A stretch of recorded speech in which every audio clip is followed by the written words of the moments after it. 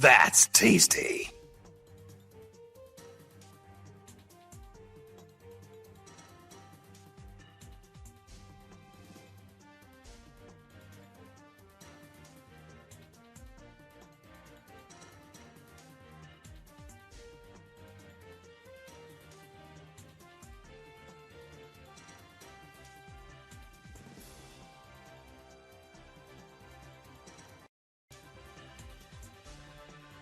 Bisexual. A dud!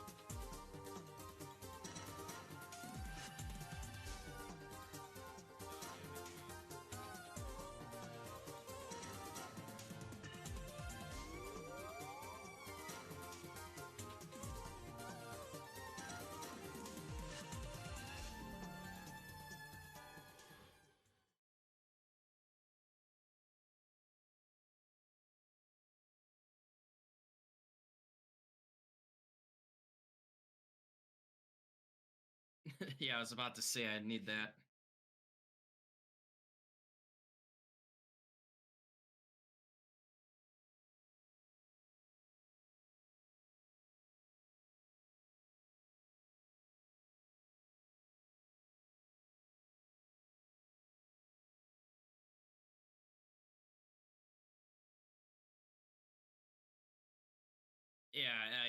Yeah, I understand. All right, there it is. Copy. Sorry about the wait, guys. I'm just going to be a couple of minutes sorting this out.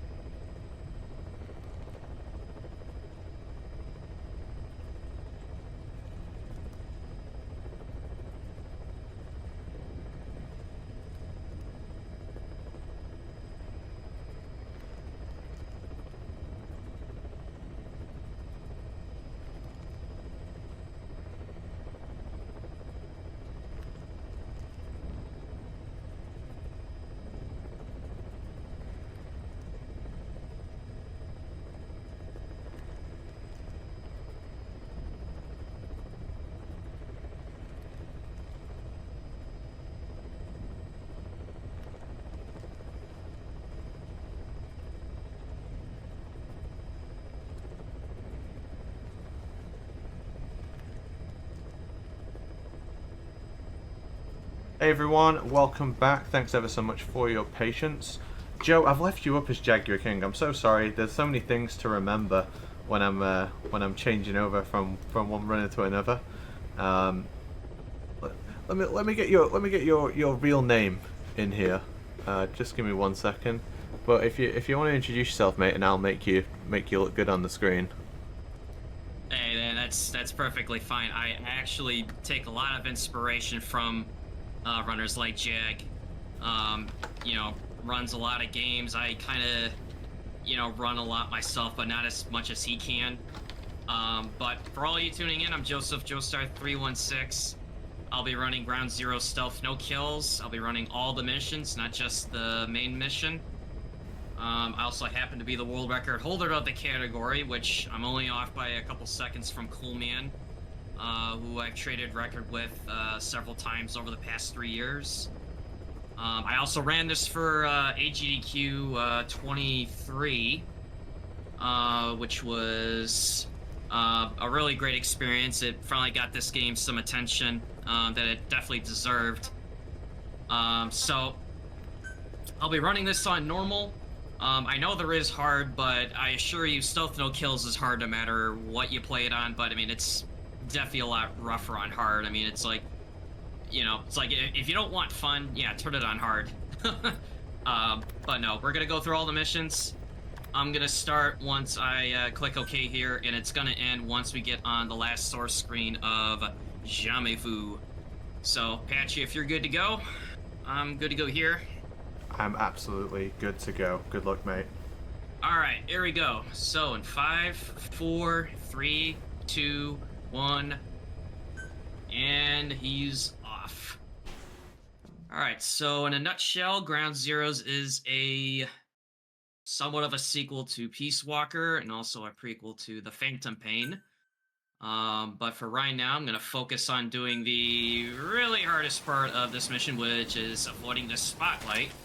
There is a 50-50% chance that I might get caught here. I'm hoping I don't. Alright, I already did better than I did for GDQ, because I got caught immediately. Everything when running Ground Zeroes is on a really tight, patrol cycle. Everything is moving around here in real time.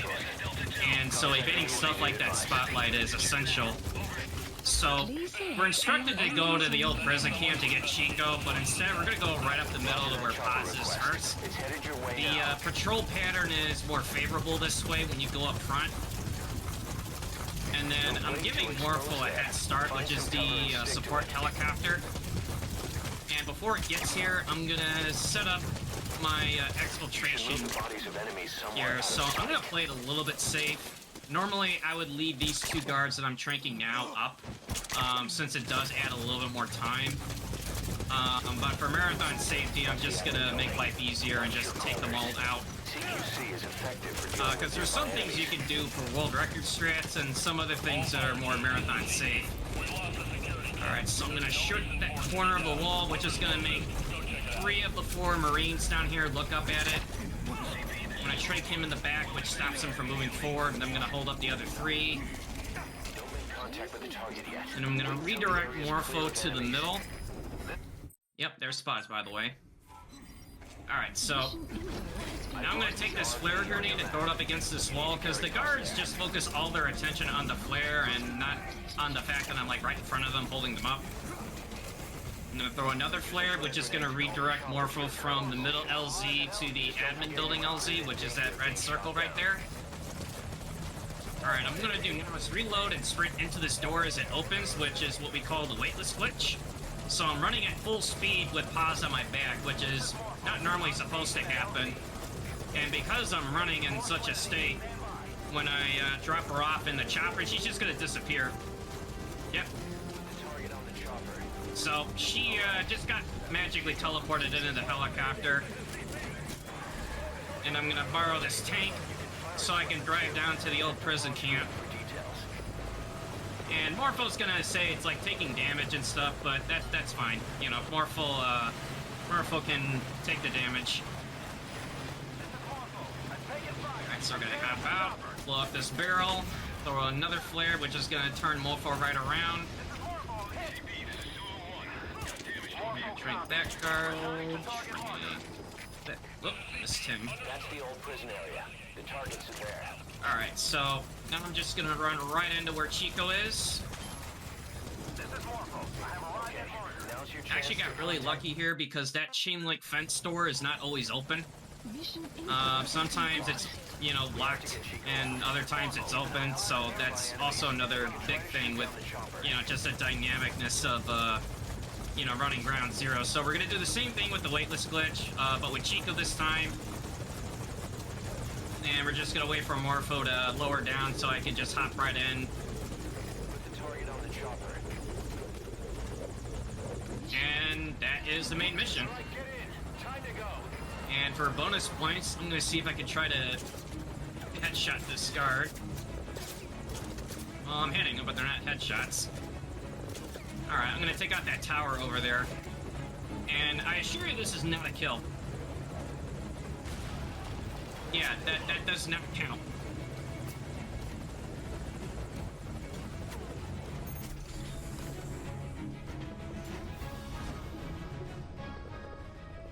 Alright, so for the stealth no kills category, what matters here is that it's 0 combat alerts and 0 kills. Like that's what defines it, in addition to the fact that reflex is disabled. But, you know, we won't have to rescue like all the other prisoners or all the other side objectives that, you know, go with the missions in this game. We're just trying to complete them as fast as possible. Normally for world record pace, you want to be under 4 minutes. But since I, you know, played it a little bit safe with the admin building extraction for pause, it's more than reasonable. Like I said, for stealth no kills, I currently have it at 26 minutes and 58 seconds, which is just barely over the threshold for sub 27 minutes. And for those that run the game, they know very well that there's a lot of factors when it comes to running this game, which is not meant to discourage anyone from trying it. It's actually easy to get into due to the fact that the missions are individually separated, so it's easy to, you know, pull up a mission you want to practice. So what I did there was the main mission. That's what's canon to the story. It leads into Phantom Pain, and now what we're doing from here on out are all the side ops and the 2 like DLC, you know, like extra ops. So the first one, which is a kind of a conundrum mission, is we gotta eliminate the renegade threat. But you're thinking, wait a minute, it's stealth no kills, you can't kill anybody. Well, we're gonna kind of redefine what killing them is. So I'm gonna grab a sniper rifle, which is off to the side due to the fact it is New Game Plus, so I have completed these missions beforehand. I'm just gonna run. Oh yeah, ignore what Miller's saying here. So we're gonna throw a smoke on the ground on this hill. I'm gonna aim right at the first target, aim at his shoulder. I'm gonna aim at the second target, and I'm gonna wait. Aim at his elbow, which is the safer strat. I'm gonna blow up this barrel. Throw a smoke at the crew at the Jeep. Wait for them to kind of react to it. Okay, I was a little bit slow trying to get to it. That is one of the risks with this mission, is trying to reach that before they see you. So I'm gonna try that again. So same thing, just gonna throw it on the ground. They were a sniper spotter team.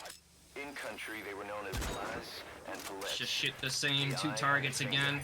I sent VIs of the targets to your iDroid. Alright, so he's farther away, as are the Jeep crew, so I don't have to worry about them this time. Alright, so now what I'm gonna do is an intentional checkpoint. So if I did this correctly, the next time I scope it on Glaz and Politz's locations, they should say they were eliminated, which I already can tell on one of them. I did not get them. I only got the other. So I'm gonna have to do this again, because this is kind of the quirkiness of running Ground Zeroes, is whether if the sniper actually hits them. So I'm gonna try it again. Aim at his shoulder. That's target B, Palit. The map has been So what I'm updated. doing here is I'm trying to accelerate a bleed out. So there's actually an injury mechanic in Ground Zeroes where you can injure a guard to near death, but not enough to actually kill them. Target down, And one to go. His oh buddy's wow, on this his is way just out. like one other marathon I did this for. That guy just refuses to go down, so I'm actually just gonna redo it. Because the more I keep checkpointing it, the more it's gonna alter their patrol patterns. So that's the other thing with checkpointing is it's both a blessing and a curse. It's a blessing because it can accelerate a bleed out with the 2 targets we need to take out, but at the same time it moves guards around, which can, you know, mess up, you know, trying to take them out in this case. Remember, boss, this is a sneaking mission. If you're detected, the targets are bound Alright, to so take extra precautions. It's try this crucial again. that you eliminate the targets quickly and quietly. Do not let the enemy see you. Okay, That's really gonna take my time. The map has been updated. Alright, I'm really hoping I got them both this time.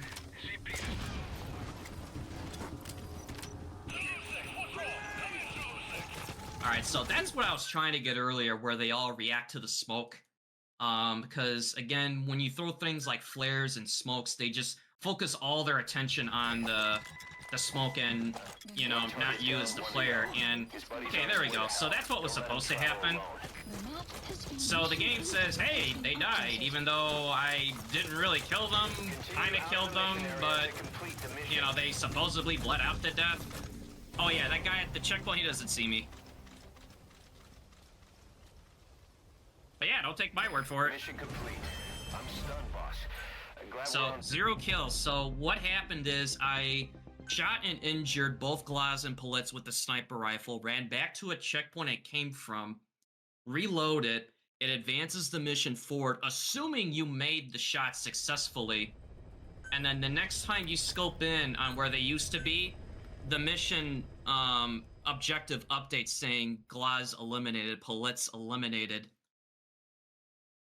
So thankfully we're over that one. I was actually kind of worried about that mission in practice. It was kind of doing what you witness. It's just one or the other just wasn't, you know, going down.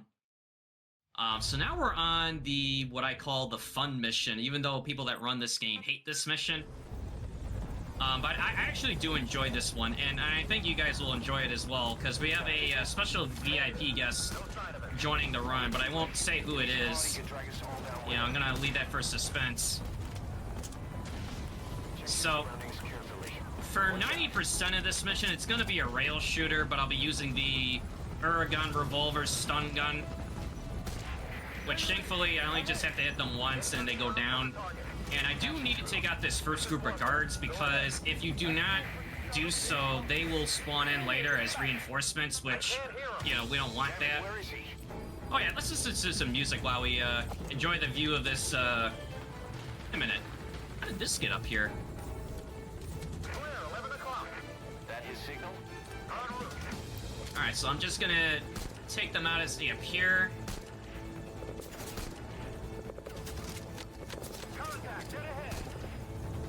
Oh yeah, one of the things I didn't mention at the beginning is I'm running this on Steam.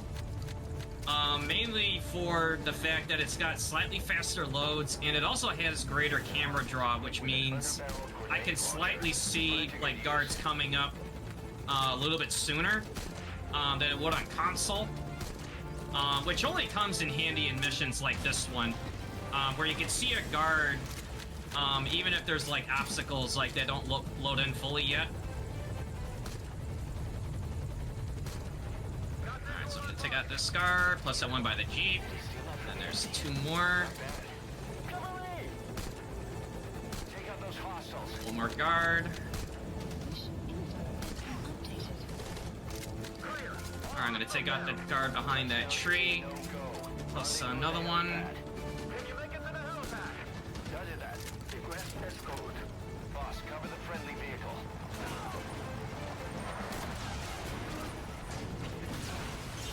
Oh, that poor guy. But yeah, the explosions got him, not me. Alright, so we're gonna change up the tunes again, because, you know, trying to make it fun.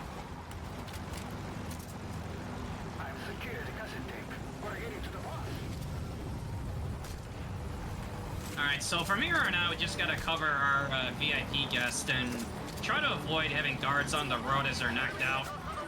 Because you don't want any obstacles to get in their way, which can either slow the Jeep down or, on a rare occasion, it can actually cause him to get stuck. This mission can't soft lock by having something like that happen. Alright, now I'm gonna try to go for a shot on this truck, which doesn't save any time, but it looks cool if you get it. No, I didn't get it. Oh, wait, there we go. Yeah, you can actually shoot him, like, in one through the windshield on the passenger side door, but you have to time it just right for it to be a one-hit knockout.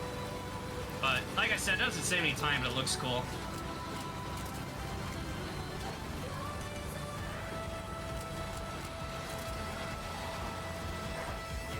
Oh yeah, I'm just reviewing a strat in the next mission, by the way. Alright, so, same thing, just gonna take out these guards as they spawn. Shoot the barrel. And then take out this driver.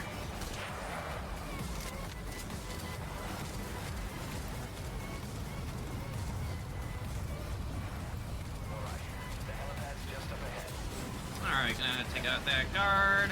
Plus this one by the AA gun. Nah, I didn't get him. That's okay. Normally you can get him, like, right there. But most times I try to go for it early just to be done with it. Oh yeah, I could have stopped him from crashing into that barrel, but I figured why not? You know, I mean, the barrel killed him, not me.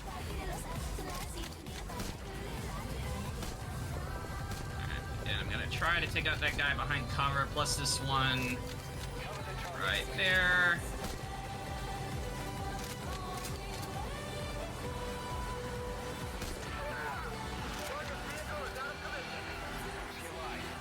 Alright, so now it's going to spawn in additional guards, which at this point I cannot advance until they are neutralized. Mission info has been updated. Oh, I didn't get it. I was trying to go for a really funny thing here, that if you shoot a guard on that concrete divider, it'll actually launch him up into the air. You know, because, you know, thanks Fox Engine. But it requires a really precise timing with the shot.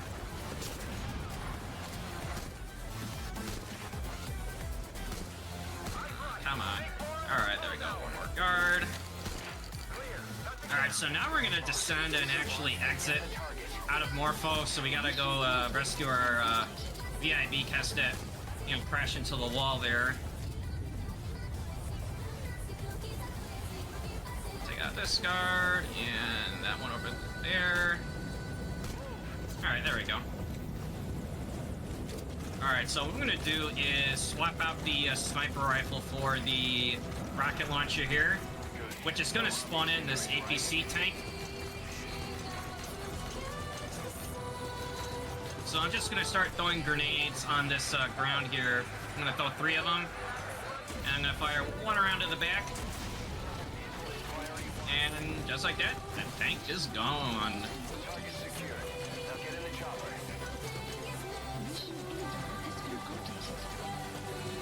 And you know what? I mean, Snake's enjoying the music so much, he's just gonna strut his way up to the LZ.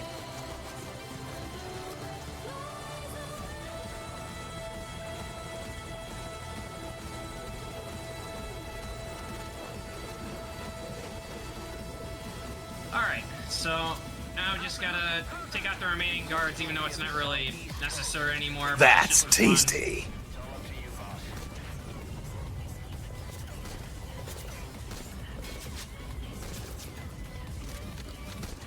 Alright, so now the last objective is we gotta take out this enemy chopper. And we have to be really careful because there is a guard in the middle where the canopy's open that's shooting rockets. So what I'm trying to do is aim at the tail. So the splash damage of the rocket won't be close enough to the middle where it'll kill the Marine that's in there. Alright, so now I need to take out this chopper at the exact right time, so I'm just gonna wait while swapping soundtracks again. Because if I time this right, it's gonna crash right into that antenna tower over there. And the reason for doing that is so that I get a fast exit pattern, as opposed to circling the antenna tower, just waiting for the player to take the chopper out.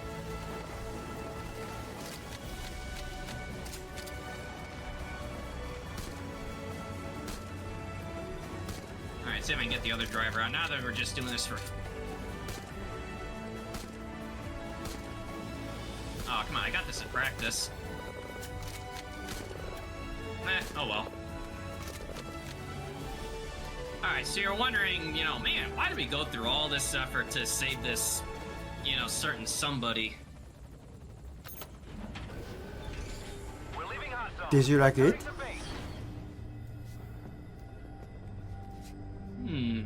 Whoop! Looks familiar.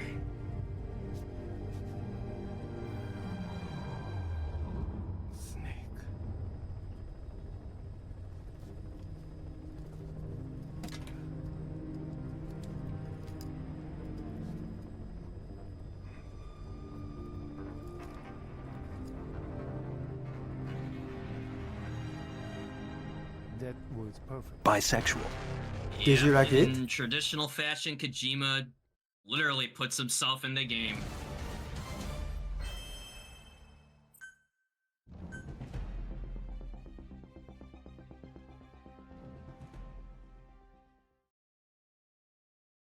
Alright, so the next mission we're going to be doing is Intel Tape Acquisition, which there's one of two tapes that you could obtain to complete the mission. There's one being held by an undercover agent, and then there's another tape that's in the admin building, you know, control tower, and the one in the tower is the tape we're going to go for. It's the easiest one to get for stealth no kills. The other tape with the undercover agent, it's random on which way they can go when you try to trigger them to, you know, move about the base, like during a caution.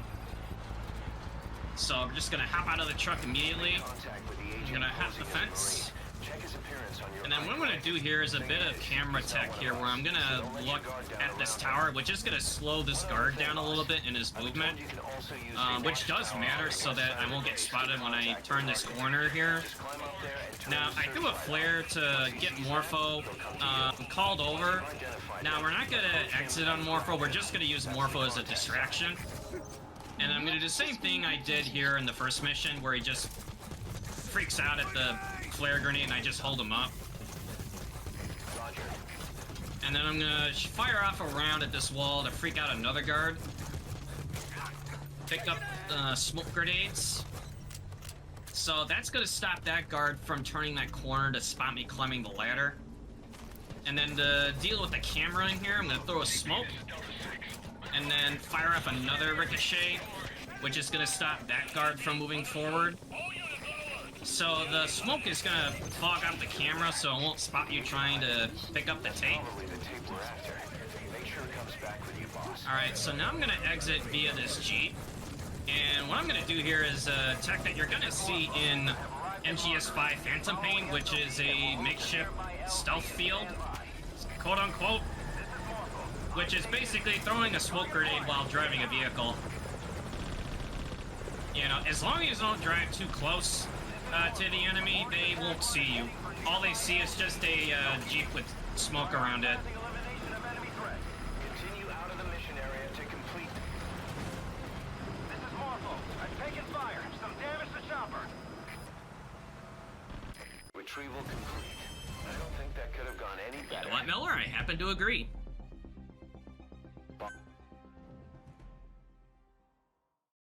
Yeah, so the smoke grenade is a really valuable asset in this game, as well as just being able to, you know, throw it in the Jeep. Alright, now this one, I know I put this up there as probably the one that I dislike running the most, which is anti-air emplacements. There's several different ways of going about it. One's a riskier strat, one's a safer strat, but takes slightly longer. And any one little thing that goes wrong could just, you know, completely topple it and results in, you know, having to start over. So I'm gonna make an executive decision and go for the risky strat. I feel pretty good about it today. I was trying both strats out just to make sure I was good on all of it. So I'm gonna blow up the first turret, use a grenade launcher to fire on the turret in that far corner, while carefully aiming at that turret in the middle. Now, I called Morpho on the other side of the island to, again, give him a head start, because I am going to exit from that LZ over there. So what I'm going to do here is plant 3 C4s on the ground, because there's a APC tank that was called in once the turrets were eliminated. Yeah, so that guard showing up right there is one of the reasons why I really hate running this mission. Him showing up there is random, as well as the guy that just spotted me right behind me as I was talking. So I'm gonna have to checkpoint to see. Target destroyed. That was smooth, Let's see. boss. I think my C4 are there. I don't know where the tank is. Oh wow, it's really back there. Armored vehicle headed your way, and its cannon will be a threat to the Yeah, this is why I call this high risk, because, you know, any little thing that goes wrong and, you know, stuff like this happens. So I'm just gonna wait for the tank to show up, because I planted C4 right at this corner here where the cursor is on the iDroid map. And normally, if done right, you could just detonate the C4 as you're about to enter Morpho and then just exit out. This is Morpho, arriving shortly Alright, at a little LZ. bit closer, and boom! Oh no. Wow, man, what else could go wrong? Alright, backup strats to the backup strats. So I'm just gonna throw grenades, Have arrived at LZ. see if I can blow it up. You're low on explosives. How about some OSP? Alright, it's still not enough. Maybe let it drive forward a bit. Yeah, nothing like having to improvise a backup in the middle of a marathon. Come on, a little closer. Okay, it's like one shot away.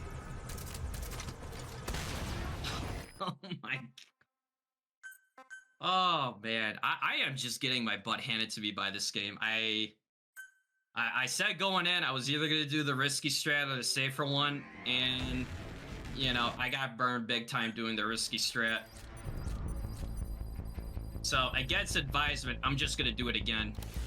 Boss, You know, because I do like showing it off when it works. doesn't have to be all of them.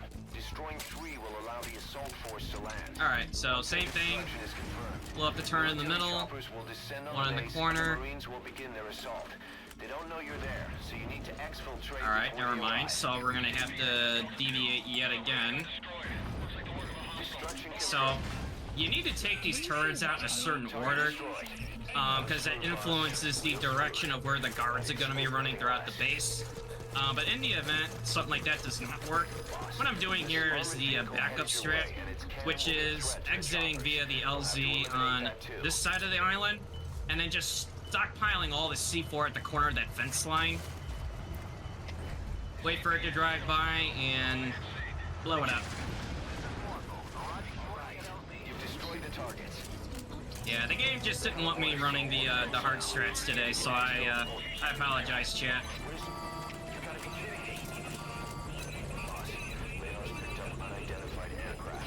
Oh, nice, I got the fast landing. Yeah, usually Morpho kind of just hovers up in the air for a few seconds before it actually drops down. I don't like the timing. Get out of there ASAP. I have a bad feeling about this. Yeah, so doing it this way over the risky strat, it saves about, I'm trying to remember, I think it saves about like 20 to 25 seconds.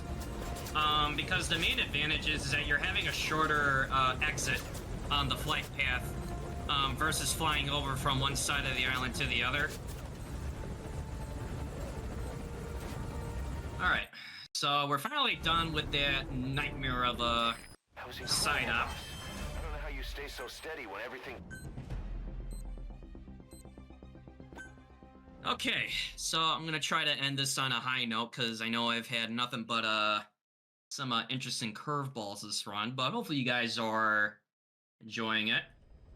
So Big Boss kind of needs to take a break. He's doing a lot of running, a lot of resetting, a lot of checkpointing.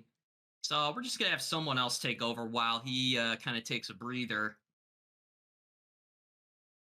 You know, but man, on the other hand, you know, Ground Zeroes, you can just get on your nerves. So, I don't know, maybe I could just boot up MGS1 and maybe play that for a minute.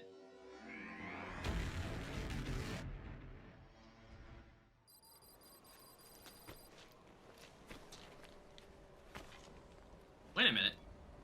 Gray Fox?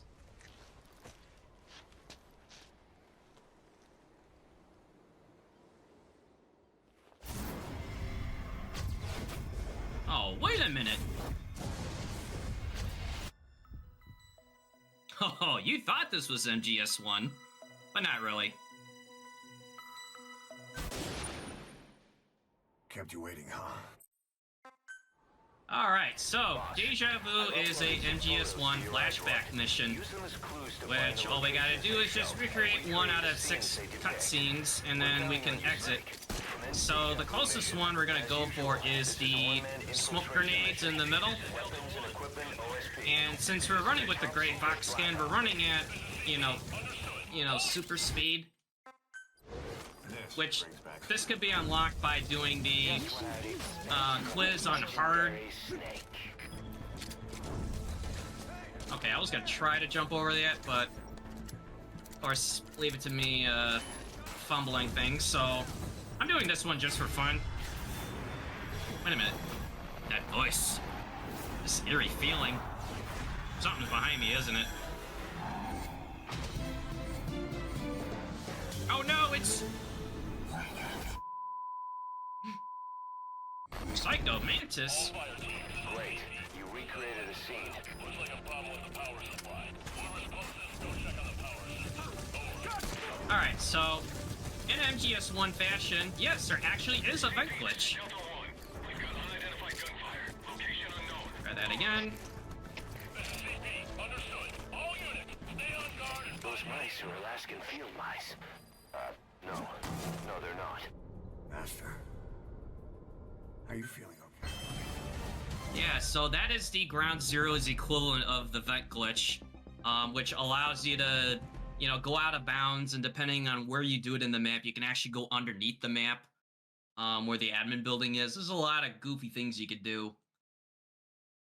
Okay, I never thought we would make it here after what I've been through tonight, but we're on the last mission, which is Jamais Vu, where we're now going to be playing as Raiden. No, not the Raiden from MGS2, not the other Raiden from MGS4, but sort of the Raiden from Revengeance, but, you know, he's kind of, you know, he's kind of all smug in this mission, you know, saying, you know what, I could do this mission without the blade. You know, he's just going to use standard weapons. So we're going to grab a sniper rifle at the start. We have to take out these fake guards by these alien organisms known as Snatchers. And then we're going to do the same method as before with the bleed out mechanic. Just going to shoot him in the leg because he's a real guard. The fake guards are highlighted in green when you mark them. So I'm gonna run through this door and checkpoint. So if I do this right, it should say neutralized 5 out of 10.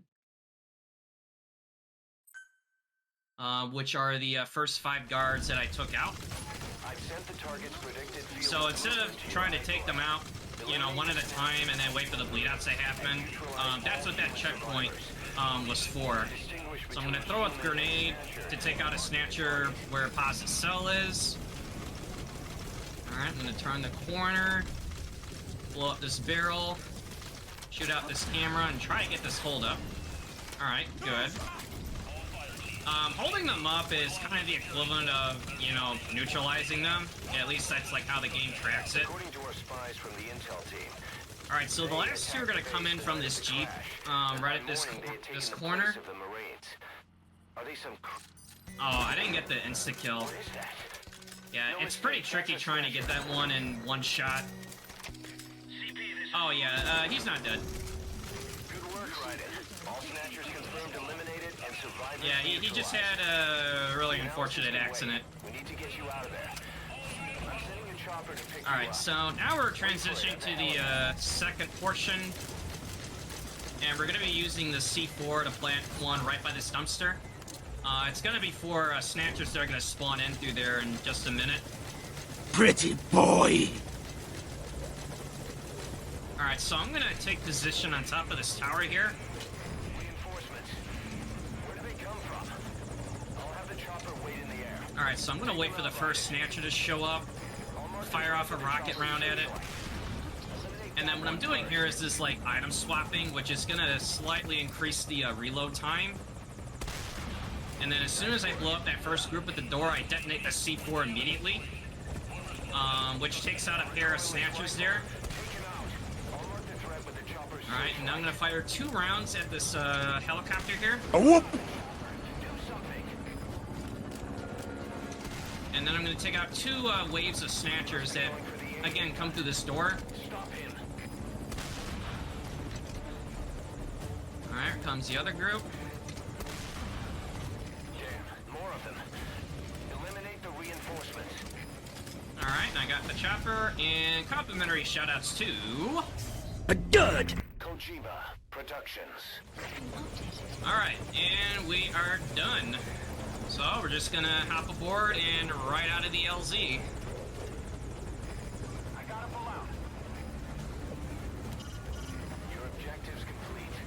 Get on the chopper. But I am on the chopper. Get on the chopper. Kaz, I'm on the chopper. You gonna get on the chopper, Ryan? There's nothing more to do. But I am on the chopper. Get on the chopper. You gonna get on the chopper, Ryan? There's nothing more to do. Okay, Miller's just trolling at this point. Alright, so time's gonna come up on the score screen coming up. In 5, 4, 3, 2, 1, and time. All right. Mission clear. Oh, so I actually did get a kill. But at this point, I'm just gonna let it slide. It's not a validated run that I would be willing to submit anyway. But hopefully you guys enjoyed it. It is fun to run the game, even though there's parts of it that can drive you absolutely nuts.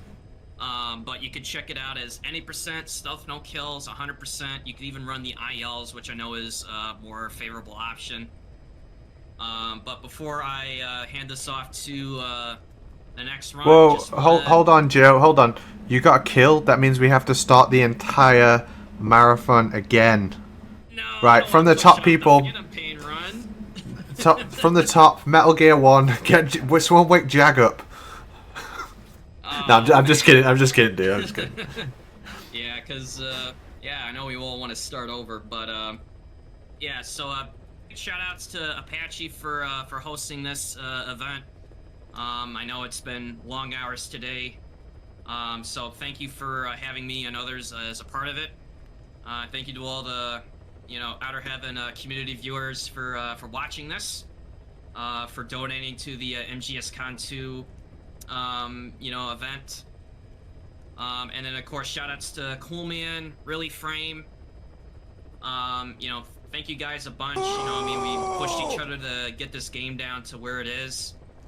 And if you are ever interested in wanting to run it, you know, just check it out, play it on PC, you know, console, whatever strikes your fancy. And if you enjoyed my commentary and somewhat of recovering this run, you can follow me on my Twitch at twitch.tv/JosephJoestar316.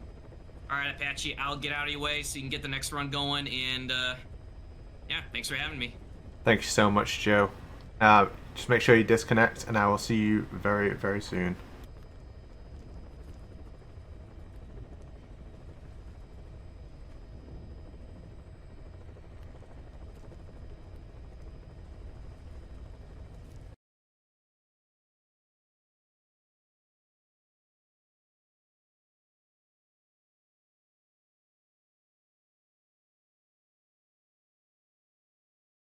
Did you like it?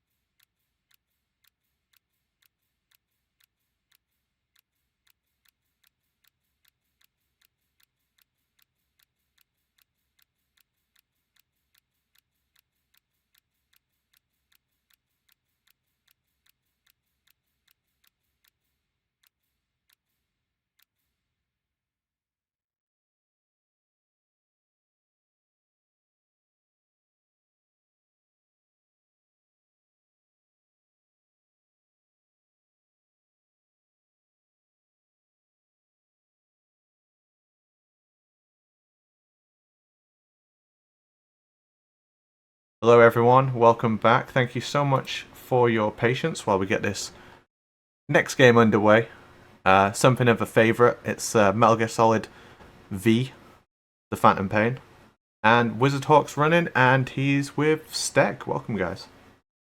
Thank you. I'm sleep deprived, and if this run is scuffed, is not my problem. Anyways, I'm here with Stag, the current world record holder for this specific category, and hope that you blast this run. Yeah. And, yeah. I'll start in 3, 2, 1, go. Take it away, Stag. Try and pay attention to this one. All right. So, yeah. Hey, thanks for having us. Here at the start, we're stuck in a little bit of a tutorial. So while we're stuck with all the yapping with Ocelot, we'll just kind of talk about what this category is. This is going to be Chapter 1. And with the Chapter 1 run, we don't start in the hospital. We cut out that whole prologue segment, and we're going to just be focusing from Phantom Limbs all the way up until we destroy Sahelanthropus at the end of the game. So there we go. Apache on my end, the thing's still not working. Heads up. So what we're going to be doing here at the start is once we get going, we'll be heading to go and rescue our old buddy Kazuhira Miller. After Ground Zero's things kind of fell apart for everybody, and Kaz and Venom Snake have been separated, so we got to go rescue him, get the gang back together so we can get our revenge on Skullface for what he's done to us a whole game ago. So right now, in order to get there, we have to just run through the desert the fastest path possible. There's going to be missions further on where we will be able to cut down our travel time through one mean or another. But this mission specifically, we're not able to do that.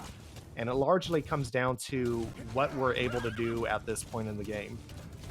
If you replay this mission later on, you might be thinking that we'd be able to like call our helicopter or use items like the box, things like that for fast travel. But we're not actually able to do any of that right now. Things like mother base commands, R&D, calling the chopper, you don't get those tools until after this mission and the following tutorial mission. So for now, the only method that we have in order to get around the map is D-Horse.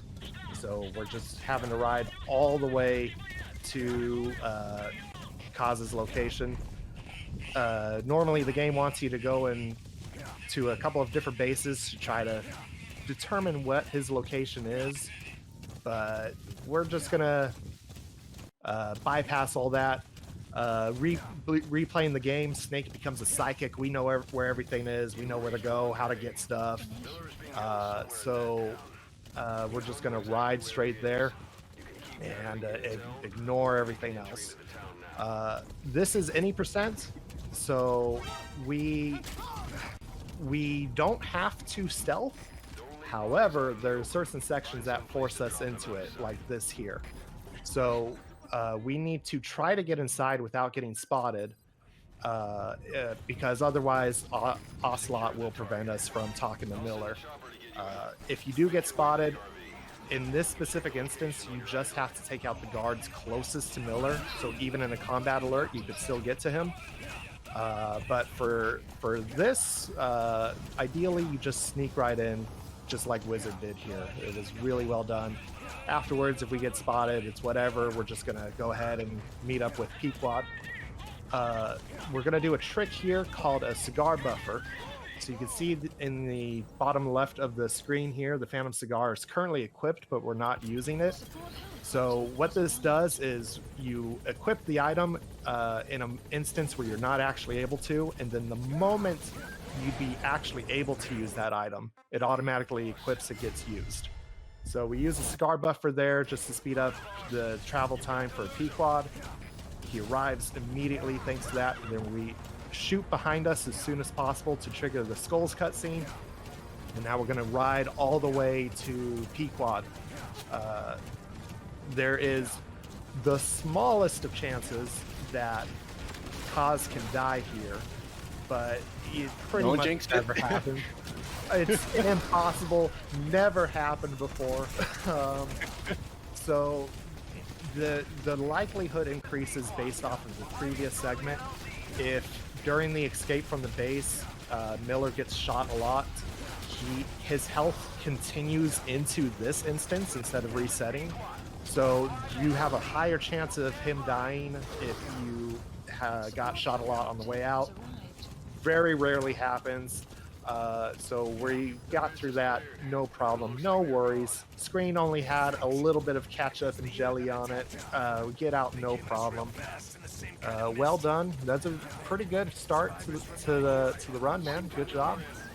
From here, we just have to get off of D-Horse within a certain distance of the helicopter. If we get too close, it goes back up in the air and throws a big fit about how D-Horse is near. So you want to stay within a certain distance so you do less running. All right, and that's mission 1. Well done. From here, we're going to have a tutorial mission with Ocelot where we learn how to actually run Mother Base and how to Fulton people. There's really not too much we can do to speed it up. There's if we get lucky, we can skip a tiny bit of dialogue and skip some additional training. But other than that, it's all going to be pretty straightforward and kind of on rails, I guess you could say. Bisexual.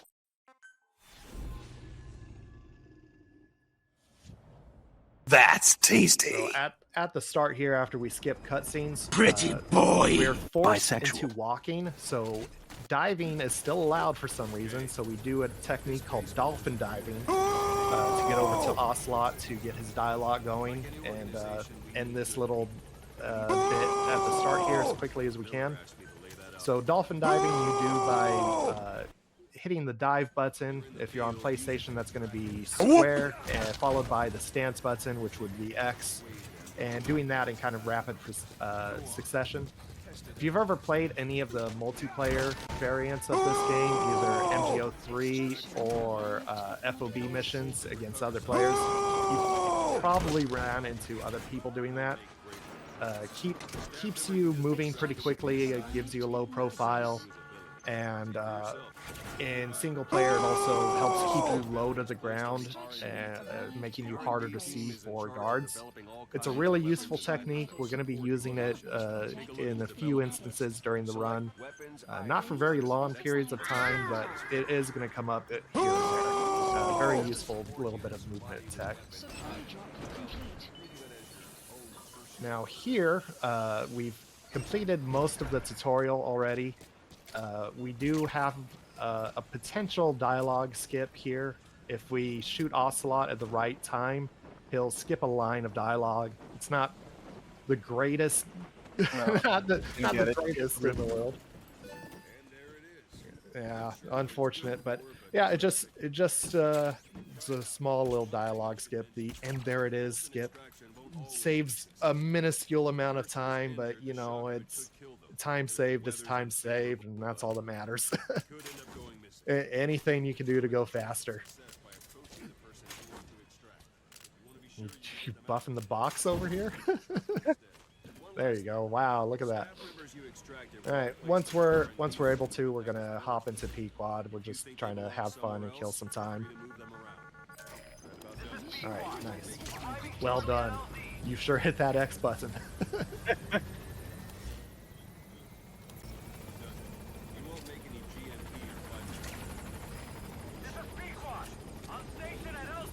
Usually this mission is more of the personal shooting gallery for runners. People just like to pop headshots or shoot the birds just to try to see how well they're doing and holding up. Trying to make a high score, you know. Oh, it's got his hand. Almost. Well done.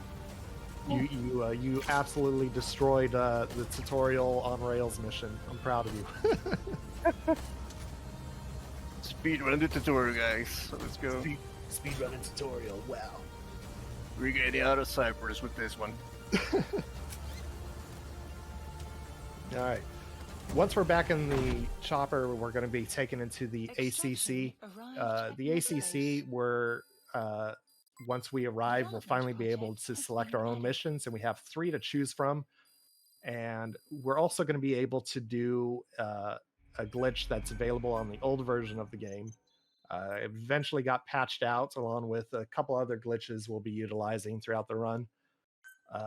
So what we're going to be doing is something called the chopper skip. So you select a mission that typically starts with a cutscene, or typically always starts with a cutscene. For example, Phantom Limbs.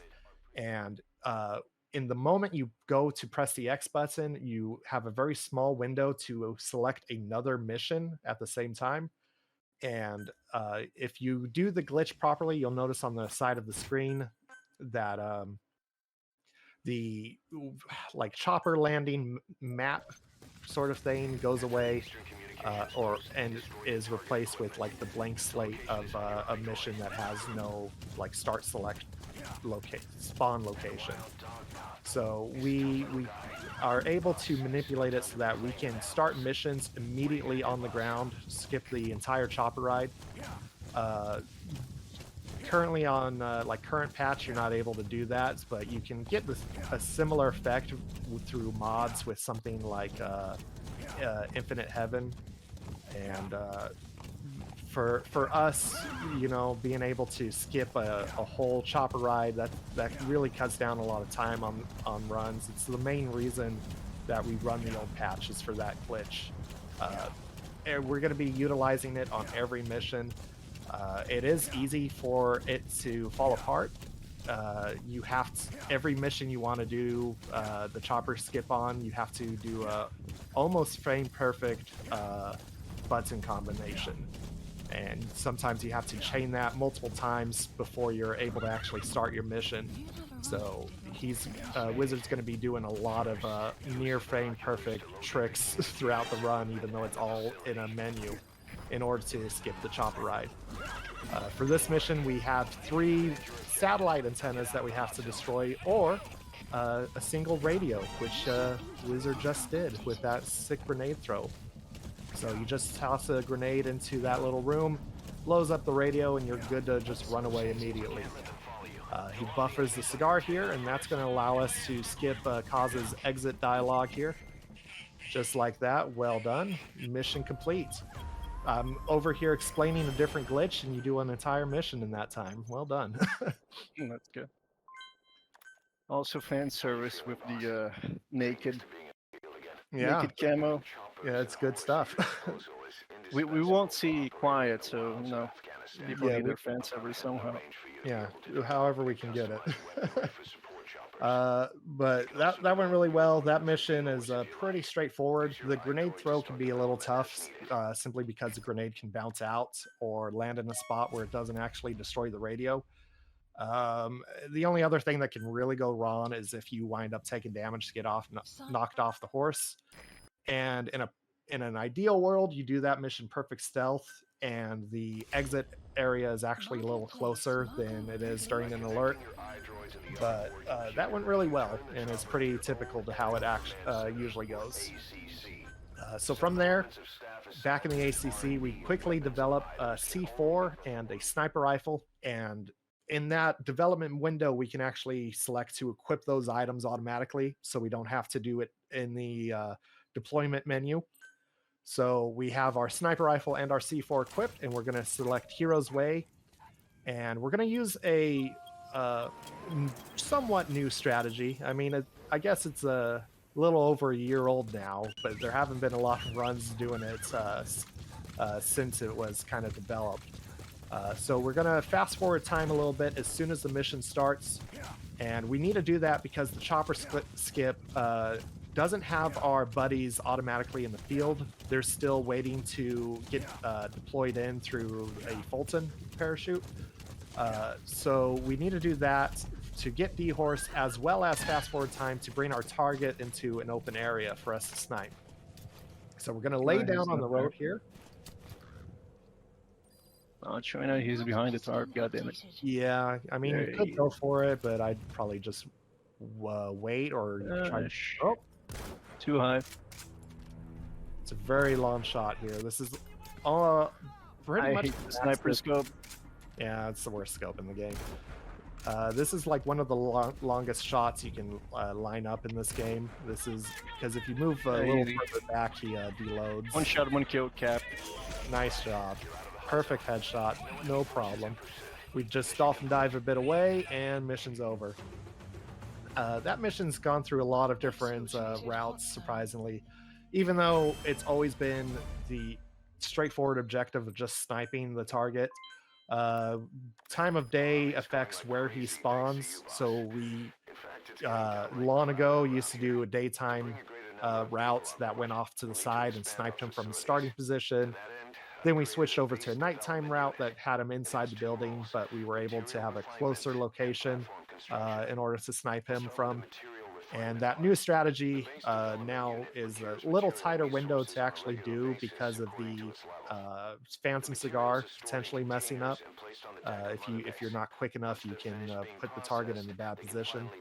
But thankfully, Wizard did it all right, and it lines up so that we're able to snipe him from that hill. You don't want to go over that hill, though, because there's actually patrolling guards right in front of you. So you have to lay down or take cover somewhere in order to avoid their line of sight. Panicking them with the gunshots, there's a chance of them coming to find you, but usually they'll just go and start radioing so they don't search for you immediately, instead giving you time to miss a few shots if you really need it. With that mission done, with that mission done, we're able to unlock the next story mission, Where Did a Bee Sleep? So this mission used to be, I believe, the longest or one of the longest, if not, missions in the game with how this was previously. This mission, you have to go to the honeybee target, which is a missile launcher that's hidden in a cave on the other side of the map. And if you look at this map, there is a much shorter path that you can use to get to it, but because of how they wanted to design that mission, they put that as out of bounds and forced you along this mountain path here that we're going along right now. So we used to have to ride from this starting position all the way to the other side of this mountain in order to do this mission, and it was just a lot of horse riding, very little actually going on. But some recent developments have happened thanks to a lot of people, including Wizard, that's cut down not only this mission but a few others. We're going to be utilizing something called the Soldier Pickup Warp. It's an old glitch that has been since removed from the game, and we are able to use it on just a few missions because it has a lot of setup time and a lot of volatility.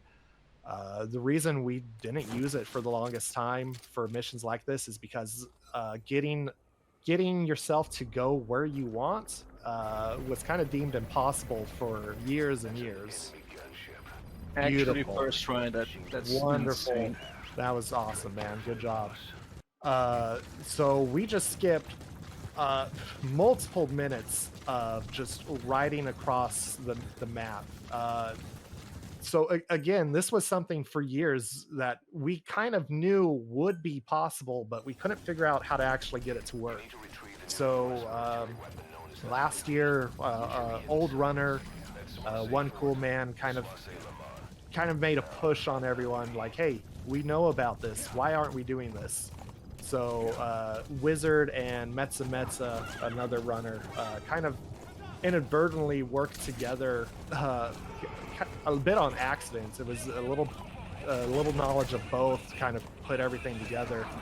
Wizard accidentally discovered that hiding in the cardboard box changes Snake's location, and it gets updated based off of the direction that you dive out of the box from. And Metza kind of put it together from there that we'd be able to, on some missions, warp long distances based off of where Snake kind of dives out of a box after setting up a pickup warp. So, I mean, I'm just talking about this glitch while he finishes up this whole mission, but it's just really cool that we were finally able to do this and accomplish this. Plops us right in front of the base. We just ride inside, and you go in on D-Horse. D-Horse is not supposed to be able to go back there where the missiles are. You kind of just force him into there, but if you get off at any point and whistle for him, he won't spawn back there. So we do a lot of stuff we're not supposed to be able to do. We do a very quick skulls fight here, just throwing a bunch of grenades to kill them quickly, blow up the anti-air radar, and then Fulton, this soldier here, since he's a puppet soldier, he's going to have increased stats, which is going to be very useful for us later. It's fine. So that happens. Yeah. RNG. Yeah. So reason Pequod's a little higher up is because soldiers inside of the canyon maze back there are waking up. It's a very rare chance of this happening. Usually the chopper is able to land without any issues. It just fast forwards straight in front of you. But sometimes it'll be a ways away because of soldiers waking up, and there's really nothing you can do about it. But that was incredibly clean. Great fight, very well done. I think only one grenade kind of bounced off of a rock there. Yeah. But everything else went really smooth, and we got an extra soldier with our Fulton. Really, really well done. So that whole warp glitch that we used, we're only going to be using it in a couple other missions. Some of the longer ones to cut down the travel time. And that was a glitch that was in the game for a while, but also got patched out. It occurs when Snake falls while trying to pick up a soldier that's on their stomach. So you climb up on like a box or something, some grates maybe, sandbags. You go pick up a soldier. If you position Snake correctly, he'll fall off in the middle of that pickup animation. And as far as the game's code is concerned, it no longer really knows where Snake is. And the next like action interaction you have updates it. So leaning against a rail, climbing over an object, things like that will warp Snake as the game kind of figures out where he is. And what it tries to do is bring him back to the 0.00 location of the map. And because of us diving out of the box, we're able to manipulate that. So next mission here is Occupation Forces. This mission sucks. This is like the worst mission for this run. This mission is probably the biggest run killer. If not this one, maybe Blood Runs Deep, but this one's really bad. This is a lot of RNG that happens here. A lot of hopes and prayers have to happen for this mission. So we have some tanks that we need to destroy. We have a commander in that truck there that we need to get rid of. Just a lot of stuff that can kill us really quick. So we're going to use the P4. Did it get it? No. So we have to plant some C4 on the ground to destroy this first tank. And it's not guaranteed that the tank is going to go on the spot that we put it. So Wizard right now is trying to be a little extra safe and put it further than we normally would, because this tank has a habit of spawning in weird places. So in theory, there's a spot that we know about where we plant the C4 that it should always stop on, right around here or a little further ahead, but a lot of the times it just doesn't. It'll spawn in front of it or behind it and just throw off the whole thing. Whoa, what is this? Hello there. That's something. I don't think that one's happened before. Well, not on this mission. I won't say that's never happened before, because we've had that in other missions, but Oh, not come here. on. Ooh, got it. Got it. Nice, nice, You're nice. good. That was close. You blew up the other guy with the grenade, right? Good. So all we've got to do is get this other tank. Man, when this mission works, it's a thing of beauty. It just never wants to work. So we got one tank left. We got to destroy it with the chopper's minigun. So any second now, it's going to come along the side here. We're going to shoot the heck out of it. GG. There we go. Easy. Nice. Well done. That mission's rough. Yeah, it is. Yeah. That's not There's easy. so many run killers just at the start of the run. It's crazy. Yeah. Before it was just episode 8, and now episode 6 with the warp. Yeah. So this mission, we didn't used to do this mission like when we started experimenting to see like how much further can we really push this, what else can we do. Before that, we used to do Angel with Broken Wings, which for a while was pretty tough and you know, could be frustrating, but after you get used to it and you really learn that mission, it's really pretty easy, all things considered. It could be a little rough, but overall with the strategy we kind of developed for it, it was pretty straightforward, but it's slow is the problem. Like even the strategy we had in comparison to this mess of occupation forces is pretty dang slow. Occupation forces, when it goes right, it saves a lot of time, but it just generally doesn't go right. It's a real nightmare. Kills a lot of runs for people. Oh, by the way, there's a skull face Jeep skip that's called skip cutscene. Mm-hmm. That's the Jeep skip. Yeah. We're at a new point of the game now, where if we check our base development menu, we have the medical platform currently under construction, and we have a set timer that varies in length. So it kind of takes into account a lot of factors, a lot of which we didn't know about for many years. We had kind of a running idea of how this timer worked, and as our understanding of the game kind of further developed, the more we kind of realized what affects it. So it takes into account every checkpoint that you do throughout the run. It takes into account how fast you're completing missions, how quickly you're getting here, and it kind of runs on a bit of a cycle. I wouldn't say exactly think of it like the bus analogy for Super Mario Brothers that speedrunners throw out, but it does work somewhat similar. So the R&D timer has kind of a certain times that it runs between. I think it's between like 16 to 19 minutes of development time, somewhere in there. And you know, that's time where we're just stuck waiting on this thing to finish in order to unlock the next main story mission. So we kind of found out how to manipulate that, and it's by doing as few checkpoints as possible, which means you have to have missions go correctly as well as use specific strategies in other missions, and just completing everything as quickly as we can. So that's going to be incredibly important as we continue here. But as for this mission, we're kind of just setting up specifically to do some stuff in free roam. So doing this mission here is important because we need some additional soldiers for Mother Base. Yeah, excuse me. Sir, please, sir, guys, fellas. I wasn't expecting the 4-wheel to spawn actually.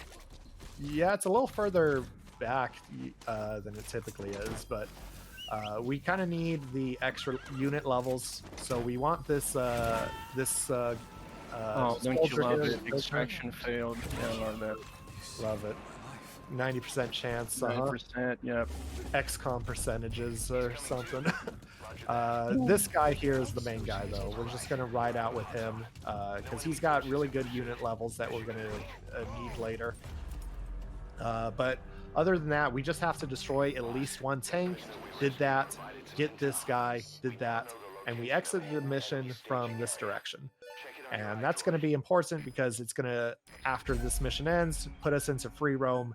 And we have a few things we need to accomplish during this free roam section. We need to gather some resources to develop specific weapons. We need a couple extra soldiers, and we're going to be grabbing those guys from where we're grabbing the resources. And we also need to make it to the power plant in order to grab a fast travel ticket to get there later. So it's going to be pretty straightforward. There isn't anything really exciting that we do in terms of like funny glitches or any crazy stealth action things we have to do. It's mostly going to be us riding to one outpost, grab some resources, and then riding all the way to the next outpost. It's pretty straightforward, but it's going to be really important, not only because of the things we're developing, but that fast travel ticket in particular is actually going to allow us to skip an entire mission later on. Nice rings, by the way. Sure looks like a place where a boss fight would take place. Yeah, this is like a boss fight kind of place, but I'm sure we're not going to have to worry about that. So yeah, I don't Where's think Malak? I don't know, man. He's back in danger with broken wing. Poor Malik. Pour one out. Malik, that was another reason we used to do that mission. We got that prisoner in the previous mission back down, and he has pretty good unit levels, but Malik actually has even higher levels, so he's really useful to have. But we no longer get him, and that means we have to get not only a puppet soldier like from the honeybee mission, but we have to get that prisoner as well in order to make up for it. So Malik is actually pretty important for the speed run. We had to kind of route things specifically for him, actually. Enemy presence detected. The map has been updated. So we grabbed some resources here. That's the first stop we need to make, Extraction. and we're going to be making a stop further ahead for 3 soldiers and 3 or 4 things of resources. And we'll be using a good chunk of that pretty immediately once we make it back to the ACC.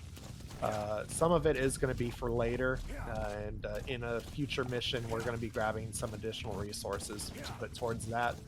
But for now, it's mostly just going to be for a couple specific items that we need for the early game.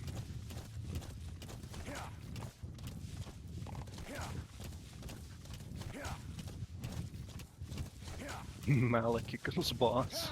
Yeah, definitely.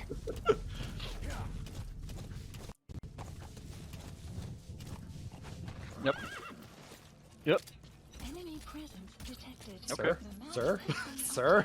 Um, There you go. you know check. you know you do have a punch button, right?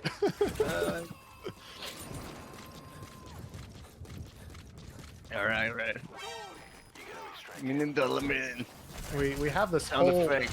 There you go. We have this whole thing equipped to us at all time called an arm. We have the $1 million man sound effect. We need to use it. Hey, Kojimbo paid good money for that sound effect. Yeah. We can use it, ain't it? We need to use it. I'm sorry, boss, but the extraction. All right, so we got those guys. We got our fuel resources. We got our common metals. And now we just need to head to the power plant so we can grab the fast travel ticket for it.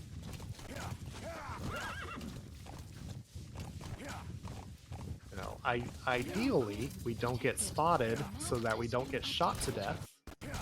Or we can just shoot that man. That's fine. No, that's okay.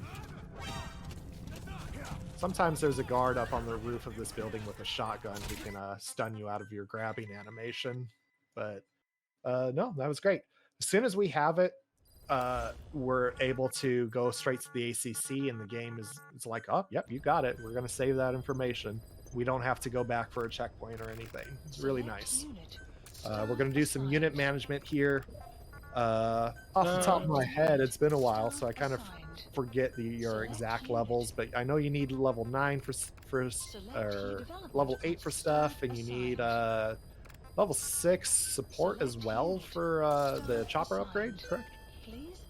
Yeah, I was doing some dumb shit back there. I don't know why. It's the sleep. I need the sleep. It's all right, man. We believe in you. We're gonna upgrade our chopper so that it's a little bit faster. We upgrade our tranquilizer so it stops missing so much, and we also get smoke grenades, which are really important for later. Select unit. Now from here, we're Select unit. Select you unit. should have enough. Staff There you go. assigned. And then support for the Please others, select a so you mission. can.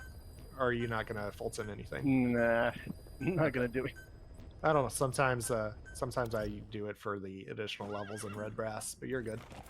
There you go. Clean up a little bit. Yeah. Nice. Okay, so we equipped our smoke grenades, but we don't actually have enough common metals to actually use them. So we need to grab some more stuff here, as well as some more for a later development. We do another chopper skip, and as you can see, chopper skip locations are a little funky sometimes. So this one is actually out of bounds right now. So I don't know if earlier in the game's development, maybe this was the starting location they had in mind, but it is way outside the map, and I think it's the only one that actually does put you out of bounds like this, if I remember right. D-horse? Question mark? D-horse? D-horse mod check? All the other chopper skip locations are either right on a like open, like free roam mission start point, or really close to them. Oh, they're getting out. That one is. He's just the cigar for too long, I guess. Let's see. Okay, that's one target. I'm gonna make it a Oh, little no. here. Messed up a little bit. Yeah. So ideally we would smoke the. We would smoke the Getting kind of, cigar for a certain eventful. amount of time, so that the guards would all be in their meeting. Yeah, it's gonna restart a mission. That's good. Good idea. Yeah, I smoked the cigar for too long. Yeah, if you go for too long, their meeting ends. So there's a specific time frame we want to smoke the cigar for, so that they're in the middle of their meeting. So we'll just try that again from the top here.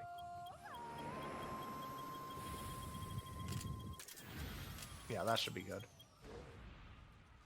And now we're just going to ride back, and they should all be inside of that building this time.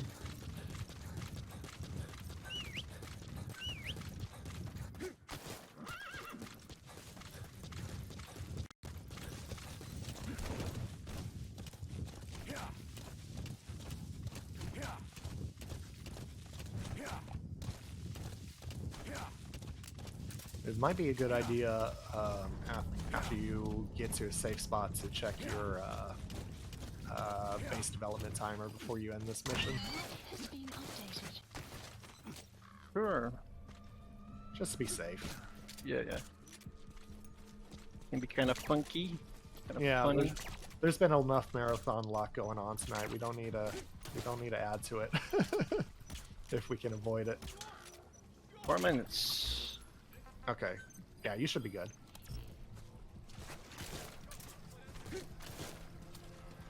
So Easy. just for some extra safety, knock out these guards here, blow up that whole group of guys. That's all the targets down. Now we just need to get the heck out of here alive. Mission info has been updated. Some extra common metals, yum, tasty, delicious. Yummy. I want some more. Target confirmed dead. Impressive work, boss. Your objective's complete. Get yourself out of the hot zone. By chopper or by Horse, land. thank you. It's your Okay. choice. All right, and now we're going to exit the mission from this direction. So, once again, ending the mission in this location is going to take us to free roam. We're not going to stay in free roam very long this time. We're just ending over here because it's actually going to put us back really close to a hero's way, a mission we did earlier. So it's a little strange for us to be going back and redoing an old mission. For this run, it's really not something we do other than this instance, because every other mission we can just keep doing and making continual progression throughout the story. We're specifically going back to a hero's way for its fast travel location. It has a very conveniently placed fast travel location. It's easy to get to. You can get to it without being spotted, and you can get there very quickly. And we're going to take advantage of that in order to skip something very important. So once we have that done, I'll explain what we were skipping and how it all worked. But for now, we just need to get over there. So start this mission in free roam, hop on D-Horse, and we're going to ride immediately over to the fast travel location. Say hi to D-Dog. Goodbye, D-Dog. D-Dog is going to be A-okay out here in the wild, I'm sure. Can't save D-Dog. D-Dog causes cutscenes to happen and forces you back to Mother Base, so we can't rescue D-Dog. We really are a demon now. Heaven's not my kind of place anyway.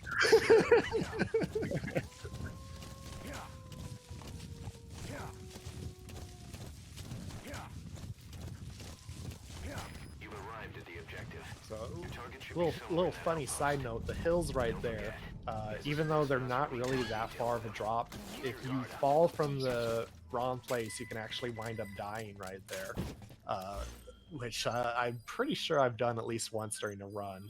It's very, very sad way to go, especially since it's not even that big of a fall, but it is what it is. So right now we're just checking our medical platform. If we got here earlier, we'd be able to just kind of look at a timer and know exactly when this was going to end. But since we got here a little bit late, we're just kind of stuck spamming to watch this development hit 0. So as soon as this medical platform is developed, we're going to be fast traveling. But in order to get it updated as fast as we can, we're just going to be spamming this menu. Very annoying, I know, but it is what it is. Please do not pop out of that box and get spotted. Yeah, just spamming, man. It is what it is. There you have it. All right, there we go. So now we're just going to fast travel, and we're going to the only other fast travel location we have, which is the power plant. So if you hold X during fast travel, you actually speed it up a little bit. But because of how we did this fast travel, it has to do some additional loading regardless, since we were in a mission and now we're leaving one. But what that has done is something called the quiet skip. So normally, after completing a certain number of missions and having your medical base develop, you are told about this side op, but it locks fast travel from you, and the game prevents you from getting to the power plants in any way except going straight through the route that involves running into quiet. But because of we were in the middle of a mission, we're actually able to fast travel in an instance where technically we weren't supposed to. We kind of tricked the game a little bit. We weren't actually at the point where we were no longer allowed to fast travel because we were in a mission. The game hadn't updated yet, and we took advantage of that. We skipped quiet entirely. There's actually, if you go into free roam, there is a secret path up towards this part of the map that is a crag climb that you can do, and only during the part where you have to go and get quiet, there is a chopper that is crash landed right in front of that. There's just wreckage right there, preventing you from using that crag. Like, the game wants you to go and do that boss fight, but because of their like open world, do things however you want design, we're able to cheat a little bit and skip quiet entirely. So now for this mission, this used to be another really long mission, but I think this one in particular was like the reason we went back and looked at pickup warps again. Yeah. Because this was just a lot of horse riding, but Wizard and Metza wound up figuring this out. Metza in particular did like a ton of work to get these warps working. So he figured out this precise location that you aim at and dive out of the box, and then you run over to this sandbag, and it should italicize bold fonts warp you it safely. First try, excuse me, marathon luck. Excuse me, what is this? Aren't you Oh going my to take gosh, this well seriously? done. What the hell? Well done. This could be That's PB awesome. if it keeps Man, going this way. Yeah, you're on pretty good pace outside of Wolfish? occupation forces. Wow, that's incredible. Well done. So that warp is really volatile. You have a really high chance of winding up out of bounds or landing in front of guards and getting spotted. Just something going horribly wrong. Falling to your death. It's falling to your death by falling 1 foot in the air to the floor. It's nasty. Getting that first try, that's awesome. That's really good. Great job, man. So from here, our target was Huey Emmerich. We landed right in front of him, knocked out the guards to stay in stealth so the door would stay closed, or stay open for us, rather. As soon as we're able to, we use a checkpoint to get rid of the warp state, and it also allows us to use the Phantom Cigar to force Pequod to land quickly for us. So we don't have to wait around for him to fly over. He's already there. We just have to ride over him. That's fun. We have a little bit of bad luck though with the weather. So there is a sandstorm that pretty much always happens after a certain amount of time in this game. When you start a new game cycle, we used to have it happen just during that honeybee mission, sometimes a little bit before, depending on your pace. It's always annoying, and it's never been helpful. I can't think of a single instance of us being able to take advantage Red brass of it. can be helpful. Red brass? Ah, yeah, that's true. Yes. But yeah, it's always going to happen one way or another, unless you're just crazy quick. But with the speed of the run now, we pretty much eliminated it from showing up, because we get done with the Afghanistan portion of the run so quickly now. So from here, Sahelanthropus is trying to take us out. So to avoid Sally, we go over to the second chopper point here. Is D-Horse too close there? Yeah, we're good. Oh, good. Awesome. So in previous versions, if you remember back to where I started talking about Quiet Skip when we first returned to the power plant, there was a Jeep on the way to the door to start the Hellbound mission. So in the old version of this mission, we would hop in that Jeep to take ownership of it, and then when we start Hellbound, it's still parked there. We would then throw a smoke grenade into it so that we'd be able to stealth all the way over here and use a smoke grenade again to exit and get away from Sally. We're no longer able to use that smoke trick though, because D-Horse gets all thrown out of whack by smoke grenades. Oh, hang on. Nice shooting, Tex. Well done. Easy. Easy. Wow, very important. Thanks for zooming in. Yeah, look at Now that. now I can truly appreciate the work they put into this.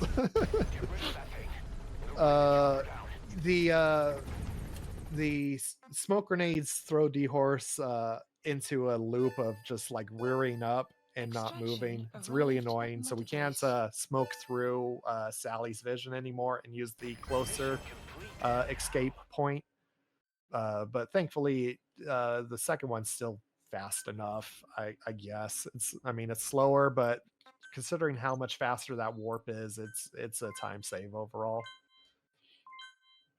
Well done. Established a sick bay on the new medical GG. platform. It's well, hey, hold on, not yet. PTSD can be treated there. GG game. Let's wrap it up, boys. Let's wrap it up. Call it here. Throw me on the leaderboard. Let's leave it while we're on top. So that takes care of the Afghanistan portion of the run. We won't be returning here until the final couple missions. So from here, we're going to quickly get back to the ACC, and the fastest way to do that is to actually do a mission. So there's 2 missions you can do. We only have one available to us right now, though, and that is to go back into the Diamond Dogs tutorial mission. So by doing that, skipping through these cutscenes, and then doing the return to ACC menu option as soon as we're able to, we're actually able to get back to the ACC faster than if we were to call Pequod and ride the chopper out of the free roam version of Mother Base. So that's really useful. I believe on console that's about the same speed, or actually a little bit slower than the normal way of doing it. But there's a mission we'll be unlocking later that I believe if you're playing casually on console and you're at Mother Base, you're able to use that other mission instead to do it faster. PC Master Race, boys. Also, speaking of, the complete edition is also like the speed run is pay to win, by the way. Yeah. Complete edition, you get like no definitive experience. You get the free soldiers. Yeah, that's right. So, yeah. Unless you're playing on console, definitive experience is not. Yeah, you get a little bit of slowdown from some of those soldiers. Like there's a whole, you get Kojima really early, and it's like a whole speech Kaz has to do, and it's like on mission like 3 or 4. It's really annoying, but PC only stuff, PC Master Race things. So this mission, this is one of 2 specific things that are unique to the PC version of the game. Just because this one in particular isn't really an oversight. There's an old glitch some people might be familiar with called the weapon customization glitch. That was only doable on PC because you had 2 input options, the mouse and your controller. And you were able to fully unlock the customization menu for weapons and make really crazy combinations. That got patched out, and we don't use it in this run because we don't have access to weapon customization, but there's other runs that do take advantage of that. The other thing is exclusive to the PC port of the game, and we don't know why exactly. There's a lot of mystery surrounding this glitch and why it works, and hopefully it works. No, you might. I don't even go for it. You know it. You're not even gonna try? Oh my god! No, I'm not going for it. All right, okay.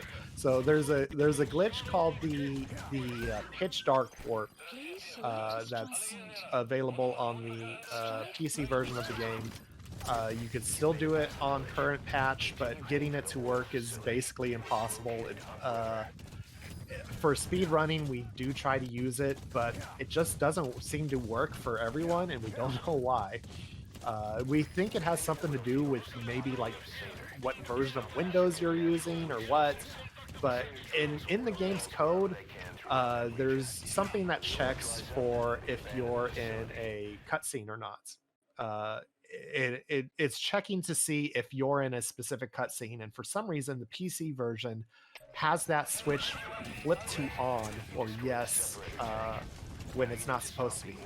So where we just warped from a moment ago would instead warp you very suddenly all the way to the computer room in the middle of the cutscene where you're shutting off the oil valve. So it's very jarring, very cool, but really inconsistent.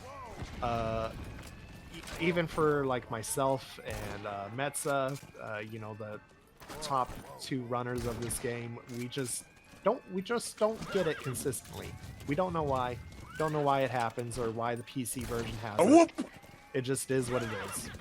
So as a backup strategy here, Wizard has used a bombardment to do a similar warp where the game has placed him outside of this base since it's the closest location it has to place him after that cutscene. There's a few spots that are like predetermined for after cutscenes for the game to place you for this mission. And outside of the base there is the closest one from where we were previously. So it still cuts down on travel time, but the big issue is infiltrating to the oil valve. That shutoff valve is really secure in there. It's really tough to get through. And problematically, Snake dies to bullets.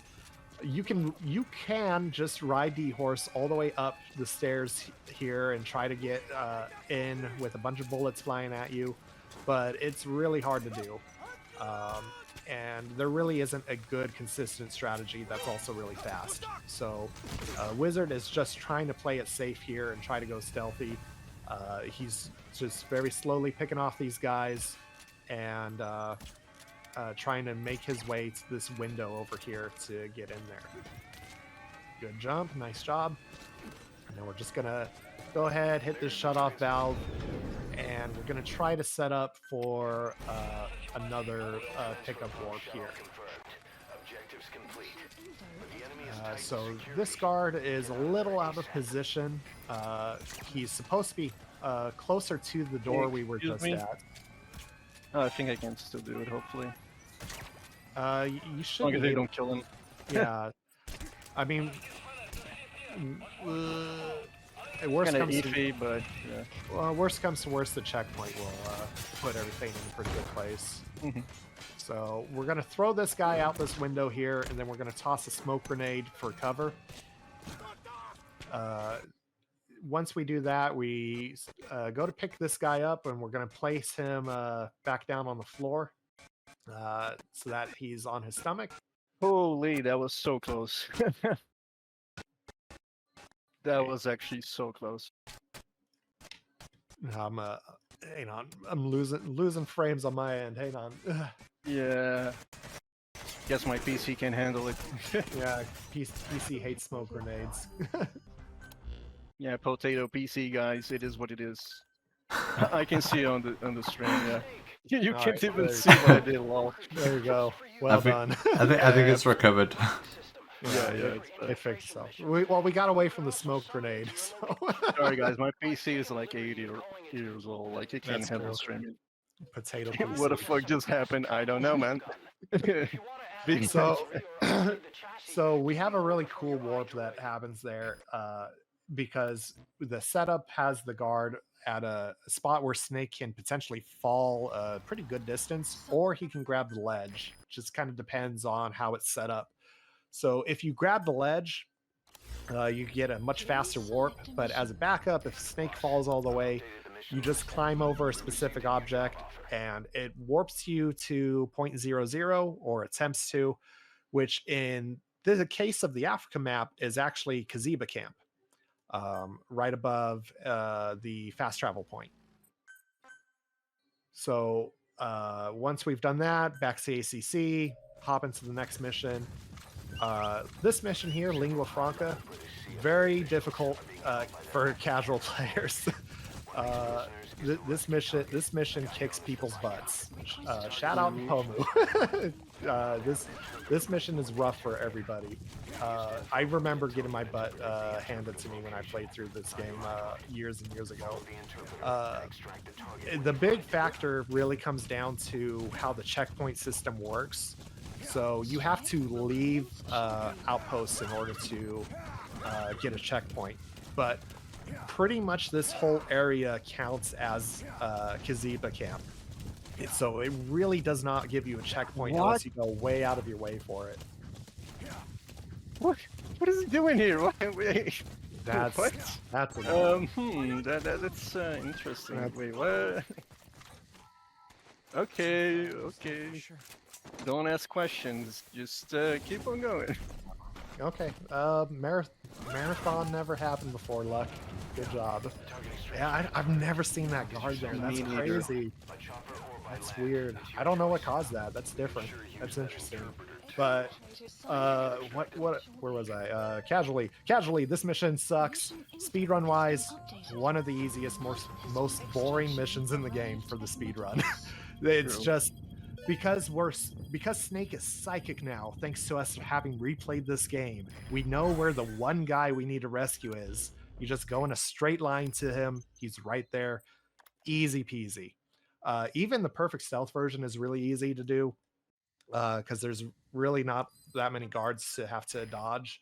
But the all task individual level is a nightmare. It's one of the longest individual level runs on the whole leaderboard because of all the conversations you have to do, hoping this open world game keeps itself together and like no Fox engine shenanigans happen if you use a cigar.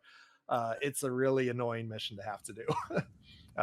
But thankfully we don't have to worry about that. We go into our next mission here. And earlier, you might have noticed that Kiwi told us we have D-Walker now, but we haven't switched to D-Walker yet.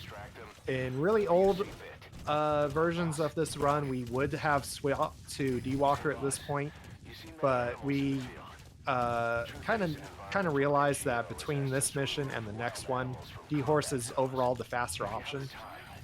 So the thing is, D-Horse you're able to move as soon as you hop on, as well as call him and keep running. Whereas D-Walker you have to wait for, you hop on really slow. It's a whole thing to get into. But point is, D-Horse fast. So we very quickly head over here to the loading zone for this mission, and we call in a couple of bombardments. We trigger the first one while riding up, and then as soon as we get up here, we can do a cigar buffer, pull out the iDroid, and the bombardment goes off. We immediately call another one, and we get all of that in within one cigar. Really cool. So as soon as we get that, all we're doing is destroying 4 walker gears. You pick 2 specific locations where they're located, wipes them out, right out of here, easy peasy. There's a chance you can get spotted depending on your exit strategy, but it really doesn't affect this mission at all.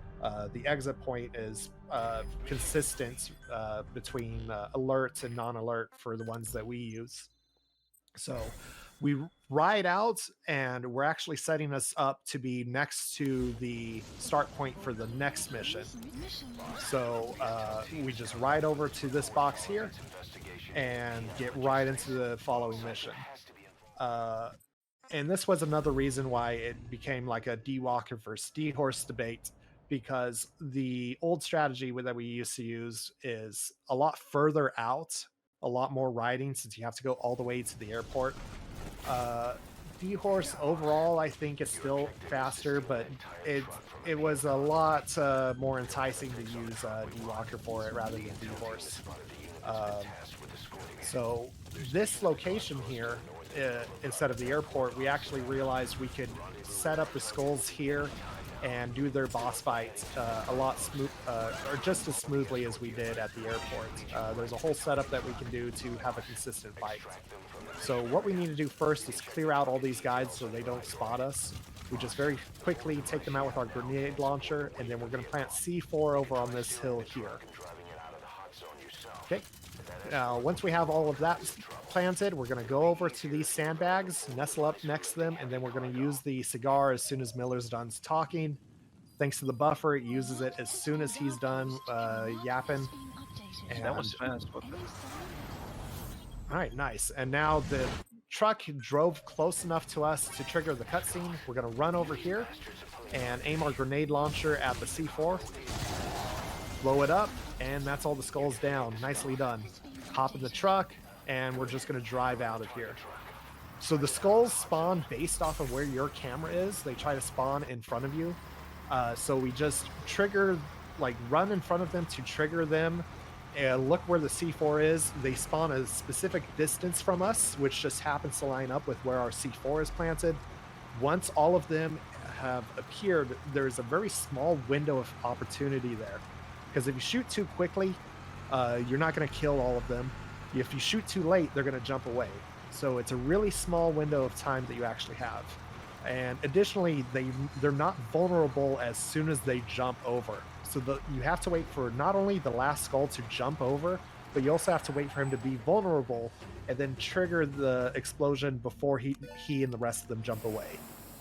So it's not a lot of time that you actually have. It looks like you have a lot more than you realistically do. But Wizard handled that really well. Set that up really quick, cleared out that base really fast. That was really well done.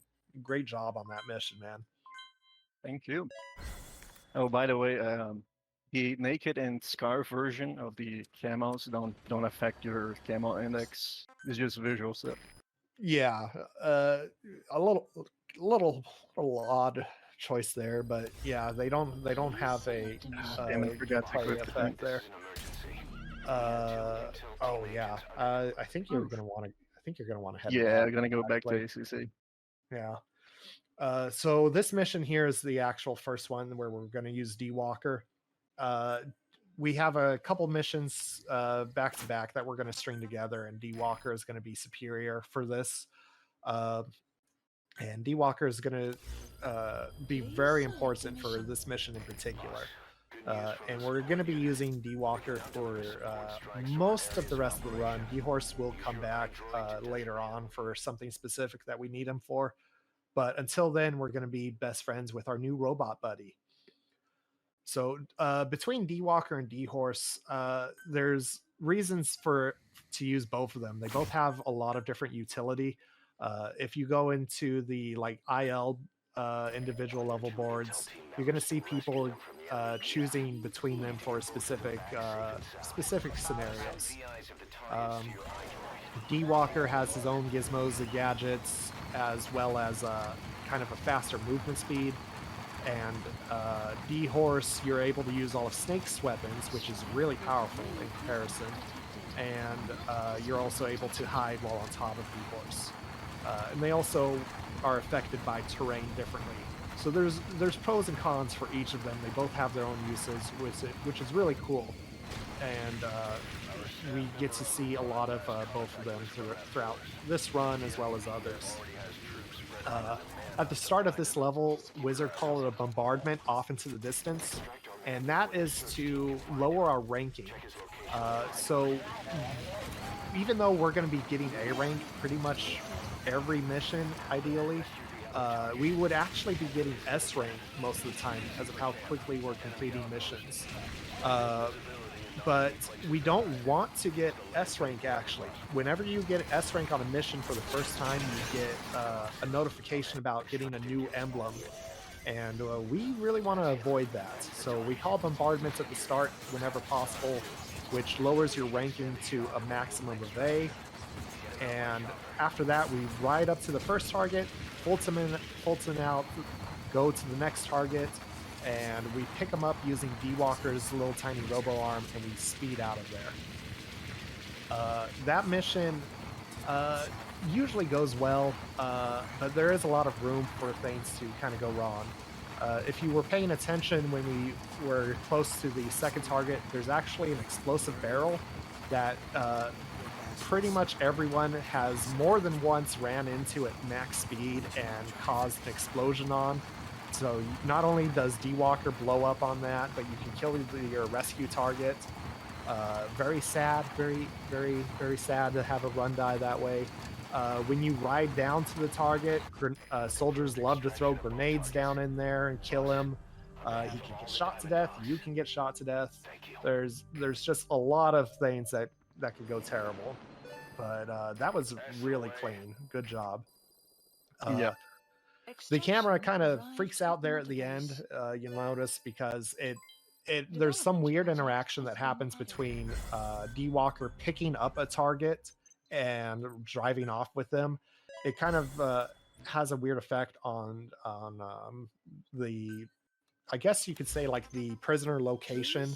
So it doesn't, when you drive away, it should, you know, zoom in on us, and for whatever reason it tries to zoom in back where the target was, and kind of freaks out because of it. Next we have Blood Runs Deep. This is probably the other big run killer mission. Until we started doing occupation forces, this was the run killer right here. Wizard's going to be trying to show off a newer strategy for it. I'm not personally a super big fan of this new strategy because I'm bad, but Wizard's going to be trying it out here for us. Hopefully everything goes well. But even with this new strategy, this mission is a monster. No, we have not had a single strategy that has made this mission safe in the like almost 9 years we've been running this game. This mission is just brutal, no matter how you look at it. We have to eliminate a target up here. The standard route would have you stay at the start location and snipe them with a grenade launcher before driving to the second group of targets. But for us, we're just going to come over to these guys here. We're going to pick them up, and we're going to actually go back into the room we were just in. And we're going to set up a pickup warp with him. We do want to be careful here because the bench that he's on currently can break. And if this breaks, if we have to retry and reset things up, we have to change up how we set up a pickup warp, which is a little scary. So we are in warp state now, and we've changed our location for where we're going to spawn. We're going to trigger a bombardment in the other base. That way it takes out the anti-air radar, so we can call P-Quad. And then we toss that grenade to kill the target as we leave that room. Now we're going to do this warp here. And if you notice, Snake broke into a crouch there before falling. So fall damage in this game is kind of animation based. It's determined by what animation that you're in, and we fall in such a strange way there specifically that Snake falls back into his standard crouch, and it takes out all the fall damage we would have that would kill us there. The warp also places us out of bounds, and we navigate the out of bounds area to get behind the kids here. We trigger the door, which does the cutscene, and we knock out this kid to avoid having to bump into him, and then we pick up this second one. This is the one that we're going to be rescuing here. We've called P-Quad over to our location so we can put him in the chopper. And we're just trying to clear this LZ to get rid of as many variables as possible, basically. So P-Quad's on his way right now. We didn't really do anything that would speed him up, so we do have to wait for him. But it's not going to be too long of a wait. And hopefully nothing else really comes over here to attack him. Guards are going to be alerted by his presence and start shooting at him, but those aren't... like the small arms fire of the guards, it really isn't going to be anything to worry about. There's a chopper that flies around this location, though, that absolutely can destroy him. Thankfully, it was a safe distance away, so we didn't have to worry about that. We're going to pick up this guard and place him over here by this pile of lumber. Use a smoke grenade, and that causes Snake to drop the guard on his stomach. Then we come over here, trigger warp state, and we climb over this here. That should give us the distance we need to get out of bounds. Easy. Nice, well done. Placed us underground as well, just to guarantee it. Good job. Mission complete. So, you might have noticed we did not rescue all of the kids in this mission. So, for whatever reason, it only checks that you've rescued at least one of the kids. I don't know, I can't remember off the top of my head if it's specifically the kid with the broken leg, but that's the only one that we rescue. And the game acknowledges that as well in the following cutscene. There's only going to be one child in the chopper, and he's going to be playing not only his role here, taking the gun from Kaz, but he would also be the kid getting put on the bed and wheeled out. Very, very funny. I'm gonna do this just for the marathon, Okay. just so you guys can see the genius. Yeah. So, but it's strange. It really does only check for just one kid. So even though everyone's all happy and cheerful, we rescued all these children, there's just the one. Mission complete. Everyone else probably fine. But the story progresses just fine. They'll be in other cutscenes. There won't be any other issues. It's just this one specifically that the game is like, yeah, okay, you did do that boneheaded move, but that's fine. There's no problems. Easy peasy. Yeah. We should probably. I'm thinking that he's tougher than I he think it's looks. going to be a minute though. A little Where- training, he'll make Oh, himself okay. useful. Weren't you on PB base a second ago, Mister? No, it's not. Oh, okay. With guns. Alrighty. Far from it. Yeah. See, kid seems fine. I think he could have walked. Why did we carry him Kid's again? a natural. No, he's no natural.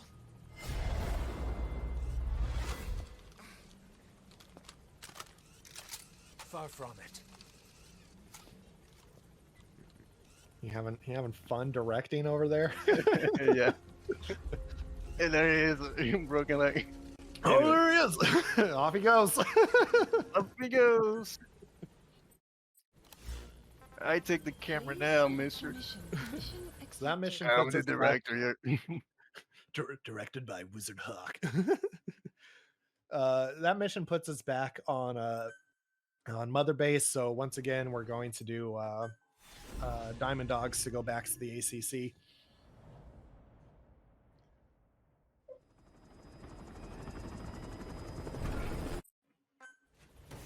Nope, I don't want to do that. No, what are you doing?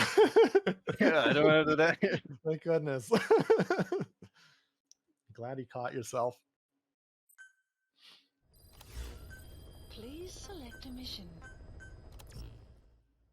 Already wasted time with the cutscene. I don't want to waste time going back to the title.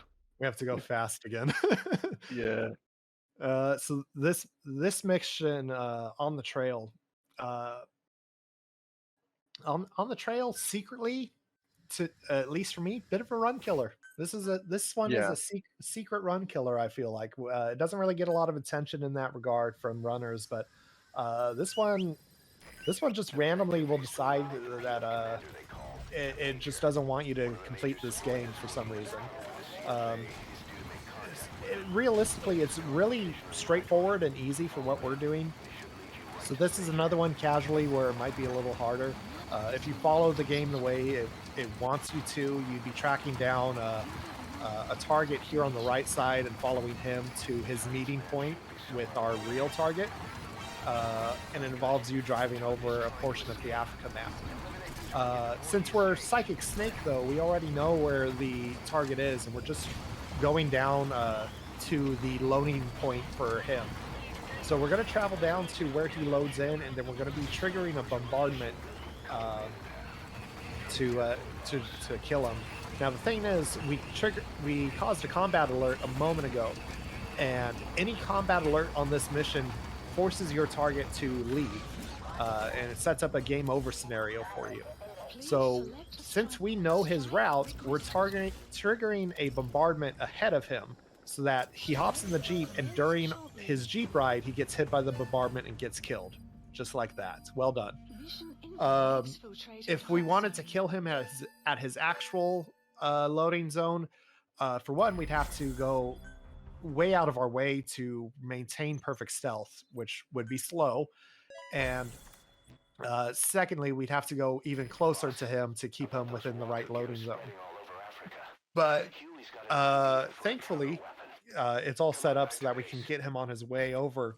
But the problem is, in the Phantom Pain, when you're using cigars and causing explosions in the distance, if there's a chopper nearby, For some reason, sometimes randomly, choppers will just know where you are, even if you did the explosion with your iDroid, which they shouldn't be able to know about. They'll just fly over to you and start shooting you with their machine gun while you're in the middle of the smoking animation. So they can kill you during your smoke break where you're supposed to be pretty safe from things. Yeah. It, and them shooting you doesn't immediately pull you out of the cigar. So you'll be taking damage in the middle of smoking. It's really weird. Don't know why it happens. Super annoying. Kills runs. Yeah, that happened during the rush earlier. Oh, good. Well, I'm glad you got it Yeah. out of the way there. Please Yeah, I did I it mean, super safe this mission time. list updated. yeah, Be sure. it's funny to see. A sick part of me would want to see it happen just to show it on stream, but I'd rather you not have to deal with that because we'd have to redo the whole mission over. It's Yeah. really annoying. The next mission is voices. Are you gonna do the new strat for this one or? The warp? No, not Yeah, that. no, okay. So this mission is another one of the really long missions, and we did develop a warp for it, but the new warp we developed is really inconsistent. And additionally, because of all of the flags that are in place on this mission, it makes it only like maybe a second faster potentially than just doing the mission normally. So because of the distance we get warped, we have to take a target from the base we just passed on the right and then take them all the way back to the starting location we were just at to set up the warp. And then when we warp, we actually go past the tunnel that we're heading towards to the Devil's House. We either spawn just out of bounds or just inside of that tunnel. Road kill. Nice. Double kill. The thing is, because of the flags in place to check where you actually are in the game or in the mission, we have to run out of that tunnel, run a little bit further than that, Kaz says some dialogue, and then we have to run back through that tunnel. And that's while we're still in the warp state, which means we can't hop on D-Walker to save a little bit of travel time. So instead of having this nice fancy warp that we would love to take advantage of, there's checks in place that slow us down just enough to really make it unviable. Plus the warp itself, every warp we do has a chance of screwing up. Anytime we do a warp, there's a really high chance that we wind up somewhere unintended, and we can even crash the game from doing it.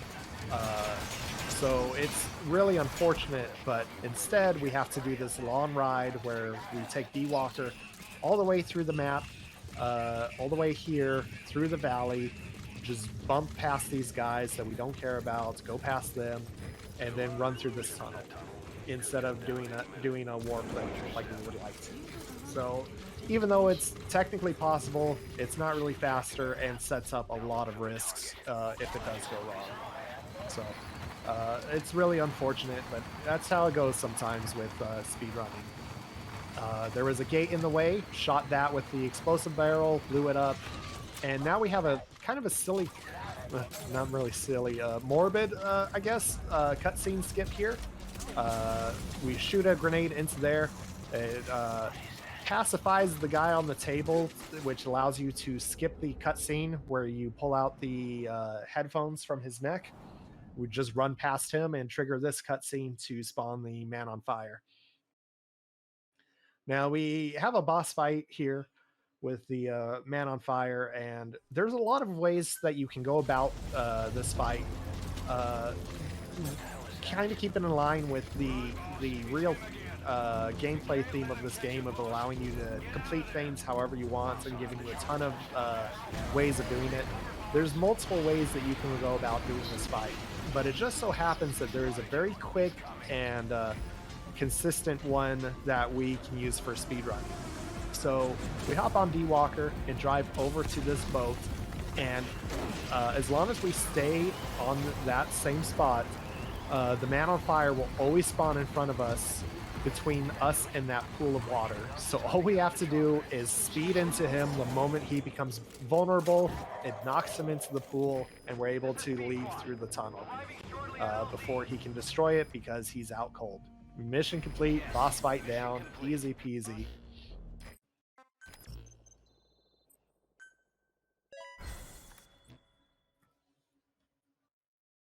Next up, run killer number 69. Another run killer. Yeah. Everyone's a run killer. That's kind of silly, but in a way, that is kind of how it feels with a lot of the missions in the game. Just because, like, even the easy missions, if something does go wrong, if you screw something up or something unexpected happens, everything is like major time loss in this game.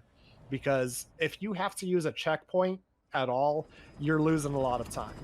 Pretty much any mistake you make is going to be at minimum like 20 seconds at least, like on a good day, because not only of loading but also having to get your position changed back to wherever your checkpoint was, and whatever else was happening. You can lose a lot of time really easy in this game. I would say, for the most part, this game is generally pretty easy to run. At least I feel that way because I'm able to do it. Yeah. But if something bad happens, it is like catastrophic a lot of the time. Like really bad stuff can happen pretty easy. Wizard is now going for a bit of a different strategy than what you would typically see for this mission. No way. Got the checkpoint. Didn't kill the target. I don't believe it. The arms dealer died, but oh darn! Damn it. Might have needed a moment longer. The map, please select a strike point. Yeah, give it another shot, and if not, you might want to go back to the old strategy. Oh, now I have it. Yep. Okay, perfect. There we have it. Easy. Nice job. So that's a different strategy than what we typically see from runs. It's a really smart strat, but I don't know. I always have trouble with it, so I don't go for it. I just keep with the missile strategy. So there is a loading zone pretty close to where you start, where you would run to and fire a missile at the window where the target is.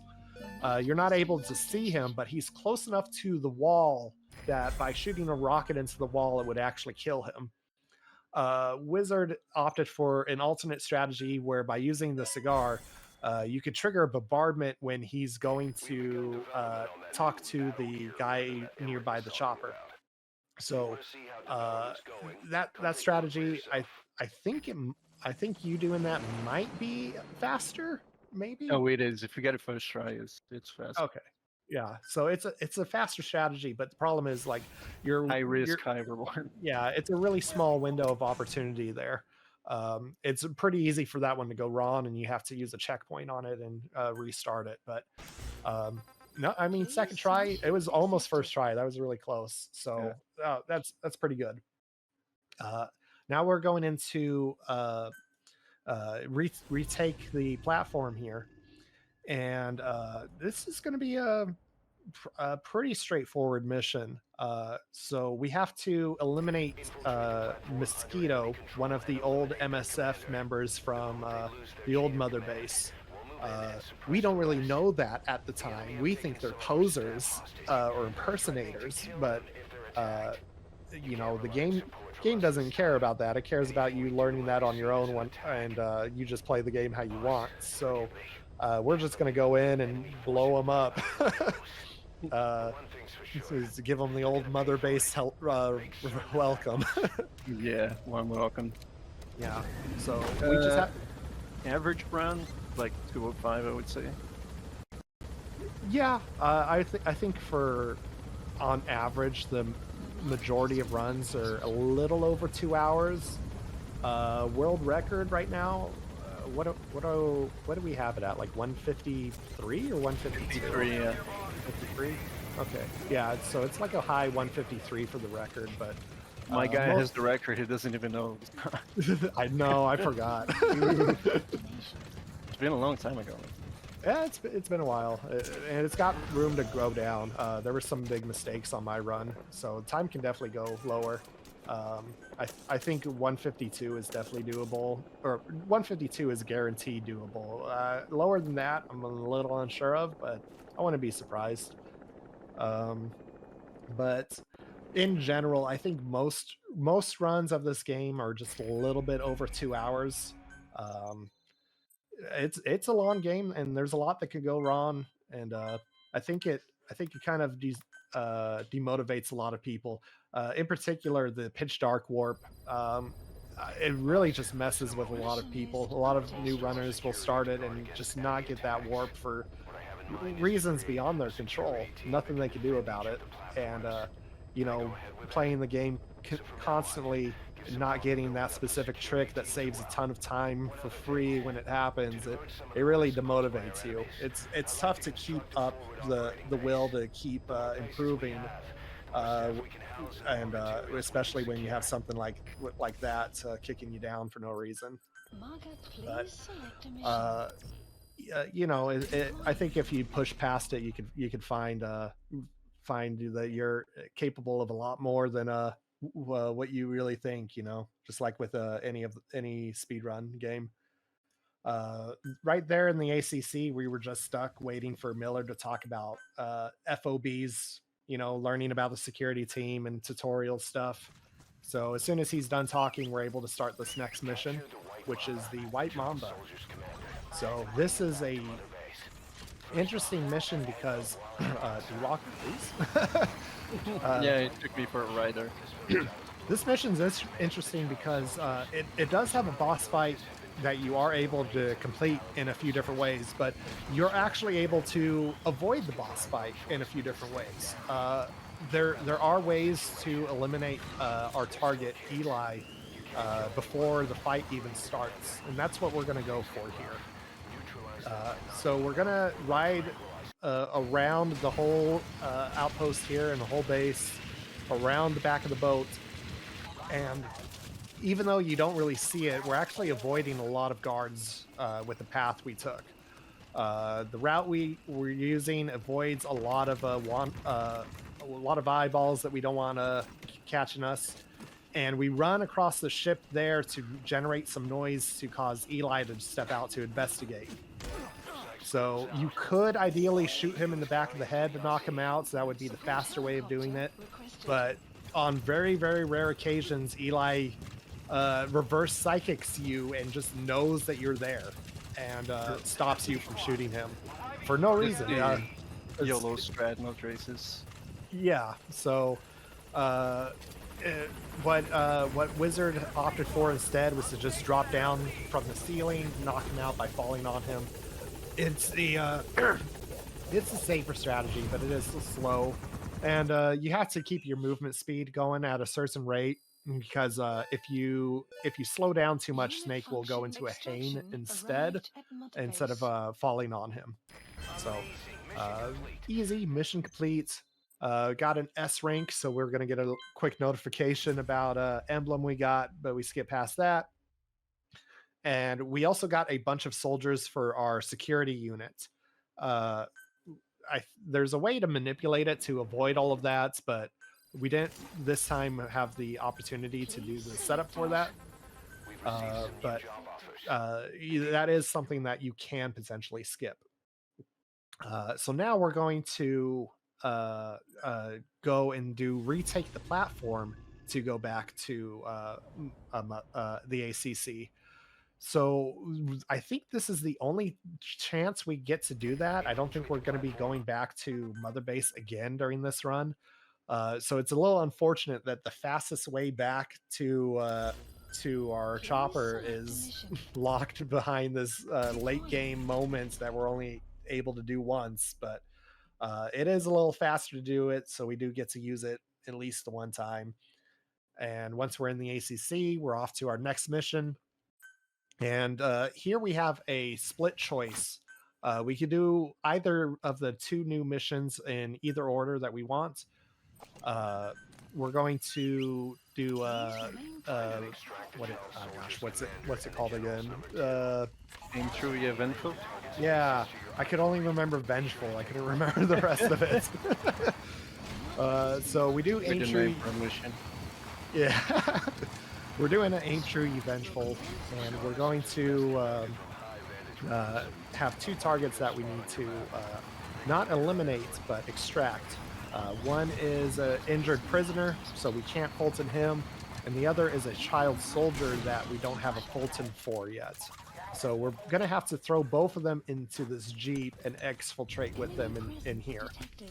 So we throw a smoke grenade into the Jeep, and that causes a very cool trick that you saw before if you've been watching the Ground Zeroes run, where the smoke grenade travels with you and keeps you enveloped in it. So we drive close enough to these two kids to pacify them with the smoke. We're just going to go through and kind of as safely as we can get this prisoner. Again, he is injured, so he'll die real quick if something goes wrong. Shoot a distraction shot at the wall there. Okay. A nice aim, Snake. Perfect aim. Perfect aim. Glad we paid for that upgraded pistol. It's the eye patch. Yeah, the depth perception, you know. So we have both our targets. Now we just have to drive out. And we're going to go over to this area here because this is going to be the start for the next mission. So we're able to chain them together really easily. All right, well done. And I'm going to the ACC. Oh, you're going to do the other idea? Yeah. Okay. I'm going to warp into it. Alrighty.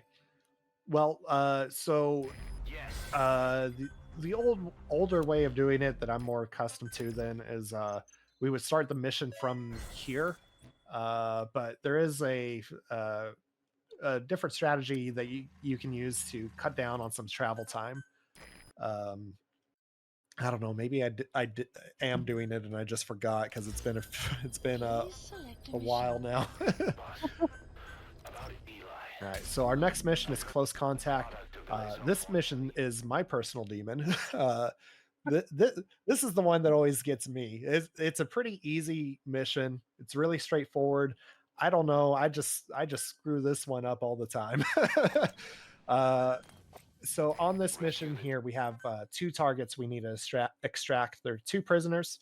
They're inside of a tent, so we have to get them outside of it in order to Fulton them. But we also need to do this in stealth. If we get spotted, the exit point is so far away. The amount of travel time you would have to do is equivalent to just redoing the whole mission. It's faster to redo the mission and go for stealth than it is to try to do it during a combat alert. It's very punishing. Oh no, I'm fumbling. So Wizard right now is trying to set up a trick here. Oh no. Trying. Yeah, I tried. That's how it goes. It didn't work, sometimes. guys. Whatever. You might need to change the elevation a bit. I'm gonna do it the safe way.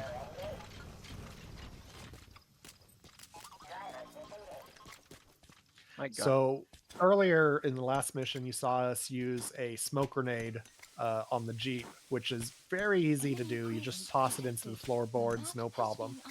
It's possible to throw a smoke grenade onto D-Walker. Nice job. Finally got it. Nice. Easy. D-Walker First try. does not cooperate, though. It is possible to throw a smoke grenade onto D-Walker, as you can see here, but it's really hard to get. It's very precise. The smoke grenades love to just roll off. The thing is, unlike with the Jeep, they're still able to see D-Walker's legs. So they'll still notice D-Walker and shoot at him, but they don't actually know that we're here. So, nice, good save. So D-Walker is taking some punishment right now and causing a bunch of attention. We're just going to call him back over here. The guards are in alert, but they're not aware of us, and we're going to be able to... oh, please, D-Walker. Okay, that was kind of sketchy. Yeah, a little. But you know, you pulled through.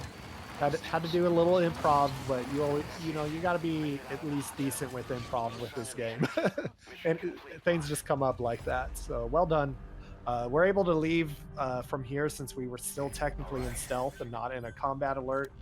Otherwise, we'd be driving, gosh, a very ridiculous distance in order to leave that mission. Boss, we have an emergency.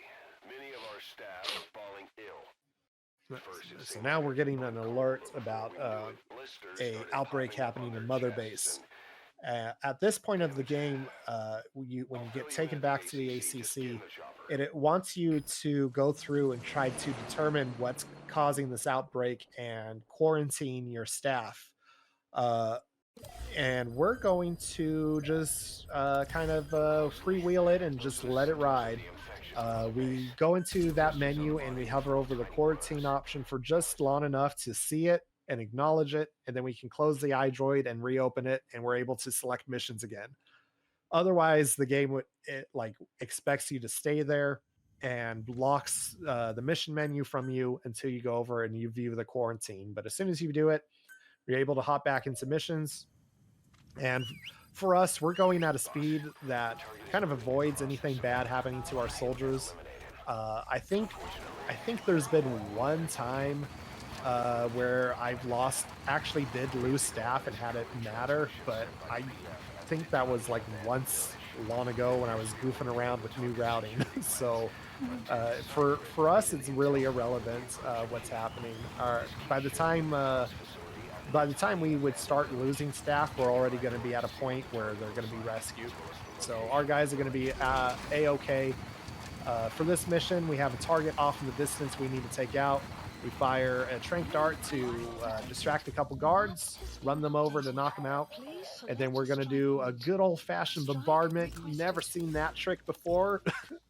Bombardment in the distance at a precise point. Not precise enough. I think you missed.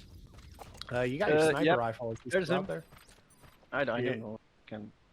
You could go for it. Can I snipe him? Yeah, you can snipe him if you're good. You distracted him. God. I think I'm. Yeah, I don't think this sniper can reach that. Let's see. Can we snipe him? Gonna try one more shot. Yeah, no. Checkpoint. Yeah, it's worth a shot.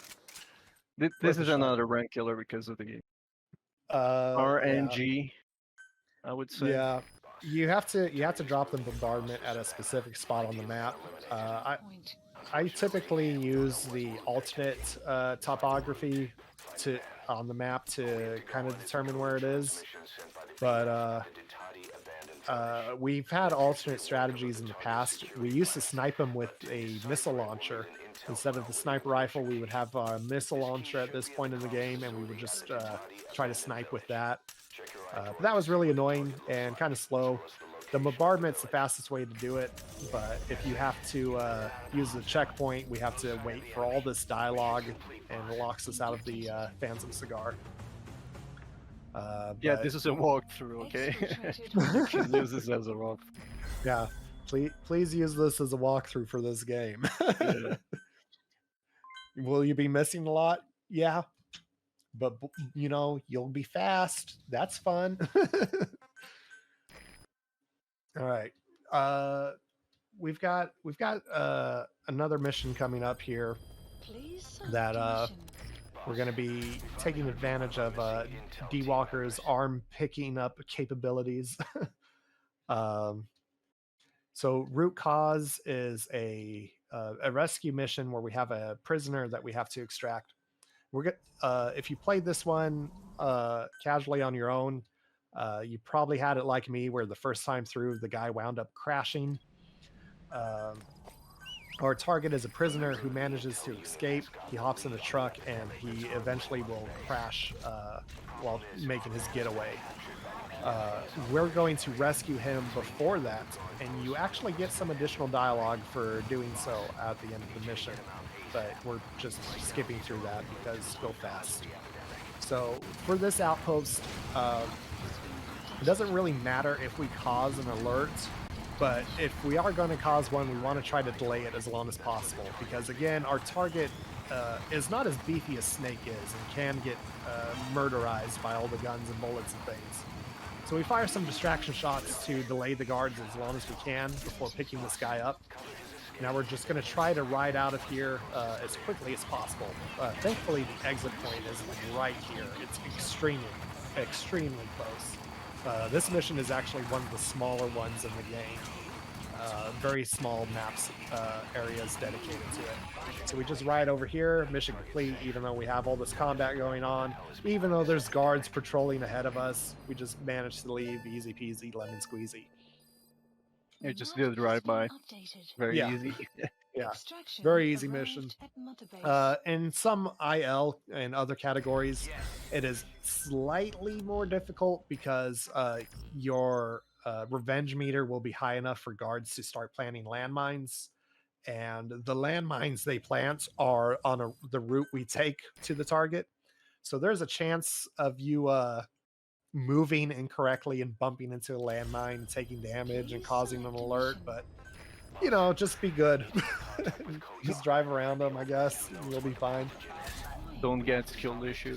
Yeah, just don't get killed.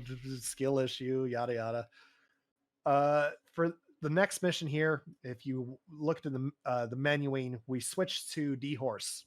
So D-Horse is really interesting for this mission because we're going to take advantage of another thing that wound up getting patched out of the game. That relies on D-Horse to function. D-Horse is also pretty quick for this mission. I think slightly faster than D-Walker since we can run while calling him, but it's pretty close between them. But there's one thing specifically that we'll be seeing that makes D-Horse the better option. So we enter the Skulls fight here, and we're going to distract the first skull with a grenade shot towards it, and that causes that first skull to run away. And then we have a bombardment that comes in, and that causes the other remaining skulls in our path to jump out of the way. Even though this one here is looking at us, it's not going to catch us. And that bombardment that we place is very reliable. It's a very easy way to pass through the skulls section without having to deal with getting shots or causing a fight or anything. From there, we're just navigating through the jungle and trying to make our way over to Code Talker's mansion. Just got to be careful on these bridges.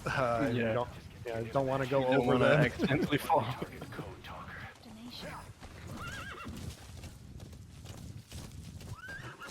So the trick we have coming up here, there's a couple different locations that you can do it from. Wizard's going to do it from the harder spot, or at least harder in my opinion. But it is faster if you can get it here first try. And it's going to be a lot cooler if he gets it. Easy. Nice, first try. Let's go. So you clip, there's a glitch called a D-Horse clip. If you get close to really thin walls while hiding off the side of D-Horse, you're able to clip through it. It's pretty precise. It's not as easy as Wizard just made it look, but it allows you to go through specific walls, and that allowed us to actually get to the room with Code Talker before we're actually supposed to be in there. And the trigger for the cutscene is actually on both sides of the door, so you interact with it as Snake phases through to his correct position. Very cool, very well done. From here, we're just going to call D-Horse, who's going to be at this wall for us. Throw Code Talker on the back. We used that grenade earlier to get a couple skull puppets out of our way. And now we're just going to navigate through the jungle and through all of these puppet soldiers to get over to the meeting spot with Pequod. Really well done. That was awesome, man. Super clean, actually. Yeah. Detected. The map has been It's updated. very hard to get spotted by the skulls during this section. It's kind of funny. Yeah, I think the old route that I mean route, it was just like running through a different spot than the one we run through currently through the jungle and back. But you can go through where in the non-skulls version there's a bridge that has a tank guarding it. So that spot is where I would typically go, and there is a skull watching that spot that could potentially hit you, like see you if you run into its laser, but it's still pretty avoidable. Updated. Doing some risky business there. Love that. Yeah, if you time the haha silly love tap shot, Ron, you can cause a combat alert and get some more notifications here. But you know, just be good like Wizard. You can actually cause like a reflex if you Yeah. do it wrong. Yeah, even if you have a reflex mode off.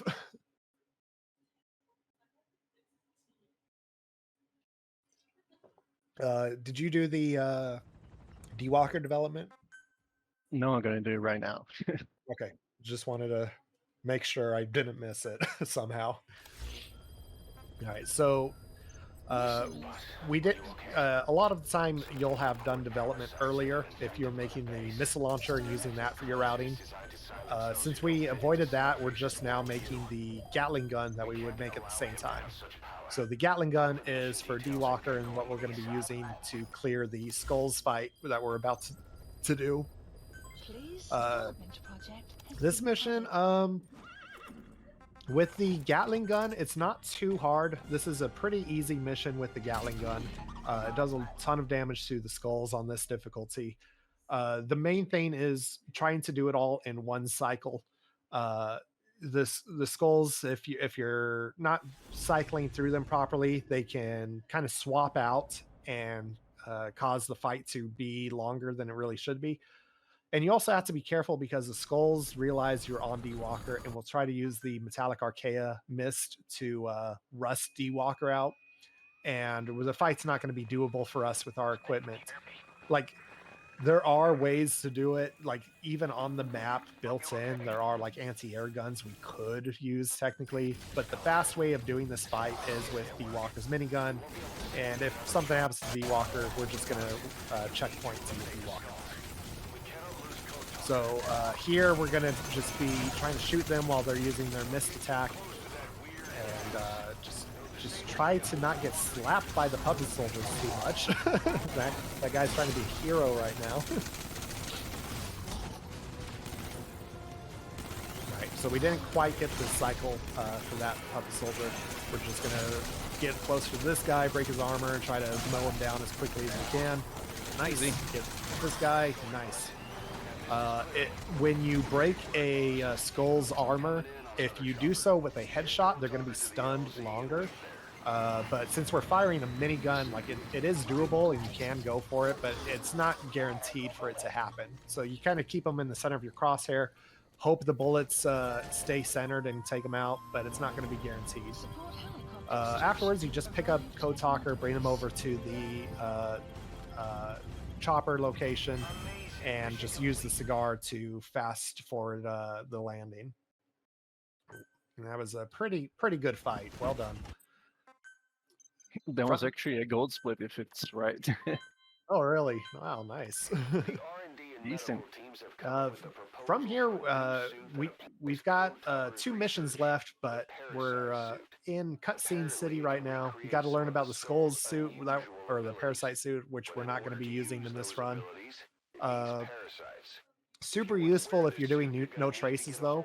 If you want a very easy no traces run for yourself at home, use the Skull suit with the mist item. The mist parasites make it like really easy to get no traces on missions. But we're not going to be able to utilize that, and we don't have a reason to regardless. We have a few more cutscenes to skip here. And once we do that, we're going to hop into the Skullface mission.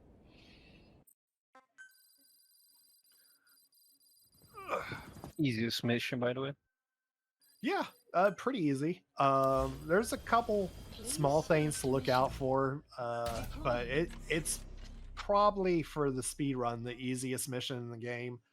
Um, I there's some categories that suffer a little bit more because of specific things, but for us, it's going to be really straightforward.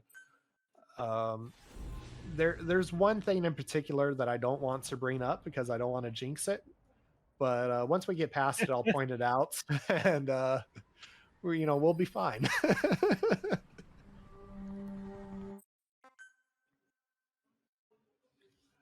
At this first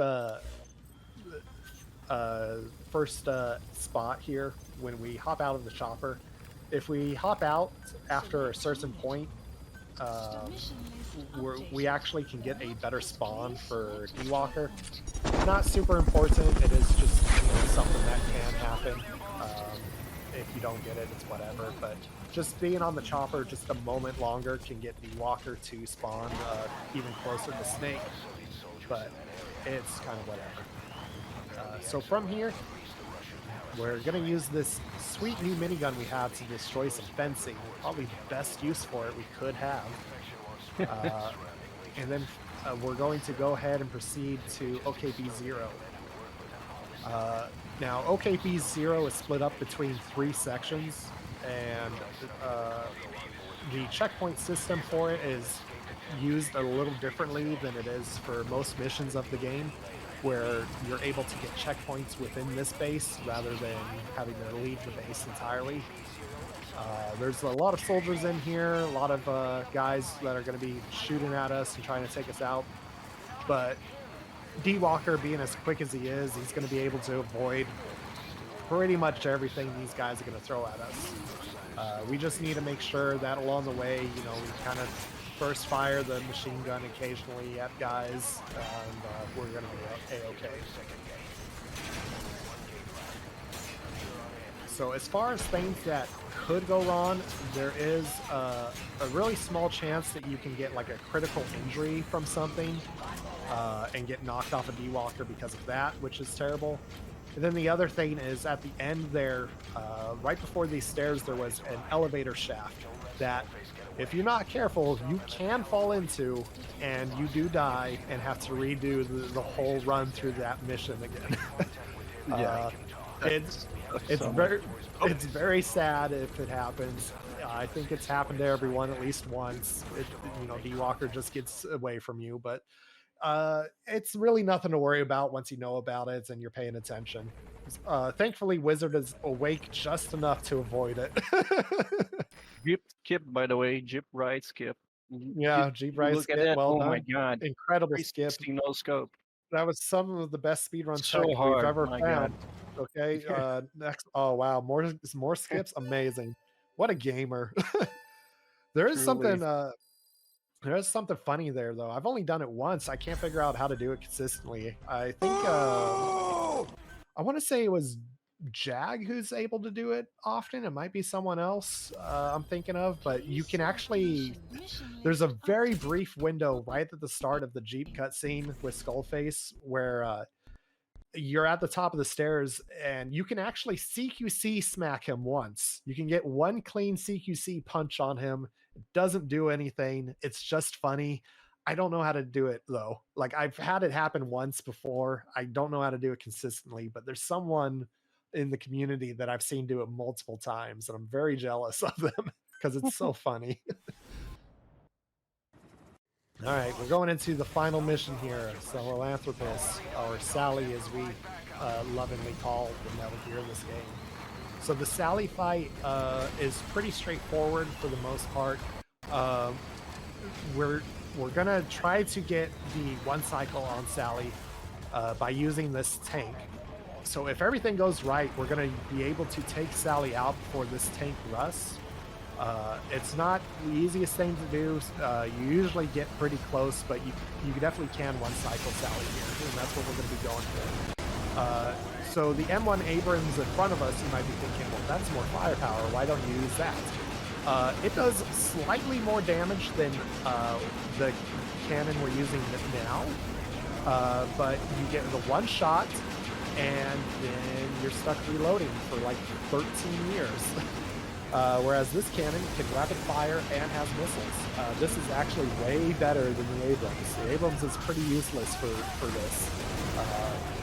Don't ever hop in that to take Sally out. You know, we're going to be trying to shoot Sally's chest whenever it opens up, because that does critical damage. And if we can fire a missile volley in there, it'll do even more damage and has a chance to potentially stun Sally. Oh, well done. Oh man, nice burst there at the end. There's canisters on the back for Sally that do some additional damage that you can break, but you want to try to save those just in case you're not able to get the one cycle. That way, if you hop on D-Walker, or if you have just your grenade launcher or missiles, you can try to blow them up with that. Additionally, there's some missiles that Sally shoots out that have lingering hitboxes that, for whatever reason, will stop your cannon from firing. But yeah, time is at credits here. Well done. GG. Easy peasy. That was great, man. Good job. What was your final time? The splits are kind of wrong, but it was 1:59. Oh man, hey, that's pretty close though. That's pretty good. You watched a cutscene. So, it could have been PB actually. That really what you really were on PB pace. You Yeah. believe yourself. I blew my PB, man. What the fuck? Just had to do it, I guess. But It is man, what it that is. was a really good run though, dude. You did awesome. Yeah, that was sick. You know, there's been some funky stuff happening all Did day you like for everyone. We had a couple of weird instances, but nothing really that would, you know, really be worrying. Just a couple weird things. Occupation Forces was just Occupation Forces, but otherwise, you did great, dude. Yeah, it was awesome. Absolutely incredible run, mate. And yeah, we've been everything's been weird today, but throwing a PB to watch a cutscene, it feels thematic. Feels thematic, and also like completely in line of the shit that's been happening today. Yeah, completely. Yeah. Just enough one to add to the list at this point. But yeah, Wizard Hawk, thank you so much. Thank you so much, mate. Thanks for having me, man. Not just for running this game, and like you always come and run this game whenever I do anything. Like you're like, hey, I'm here. I got the TPP. but also, I'm here. Let's do this. But I know it's like crazy late for you as well. So thank you so much. It's Please 3 get a.m. rest. boys. 3 a.m. gaming. Please get some rest. But hey, Yeah. great job, dude. I was really fearing for the worst when you told me that you were that sleep deprived. But dude, you crushed it, man. Awesome job. Yeah. Waking up 6 a.m., sleeping 3 a.m. sounds good. Inside the mind of the TPP speedrunner. Yeah. Science needs to study us, definitely. Yeah. But yeah, thanks for having us. Thanks for allowing us to be here and show off the run for everyone. I'm glad we got to show this for everybody here. And definitely looking forward to Twin Snakes coming up. That's going to be a lot of fun. Yeah, we're going to take a short break, and then we're going to jump to Twin Snakes Extreme Nut Percent with Blue Metal. So bear with me while I get that set up and kick everyone off the stream, etc. Any final words before you pass out, Wizard Hawk? If you want to tell people where you're at, where they can find you.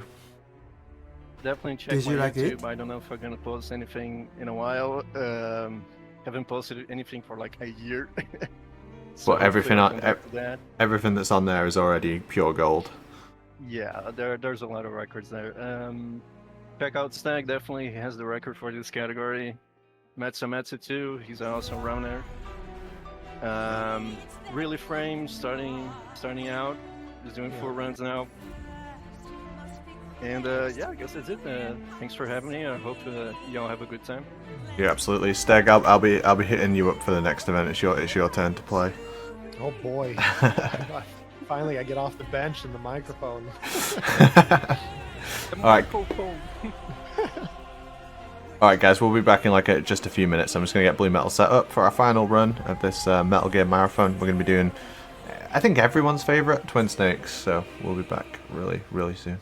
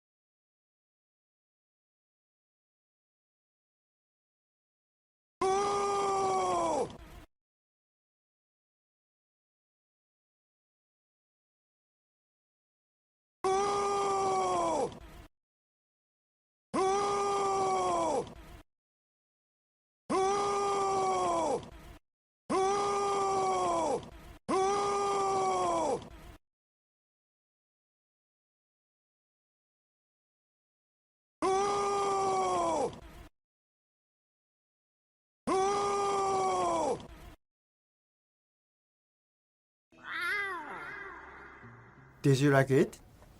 A whoop!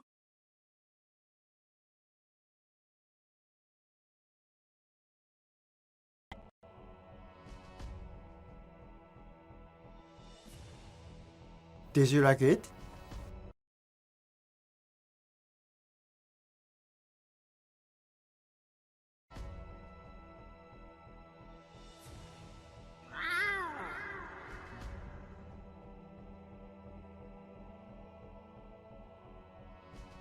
Good!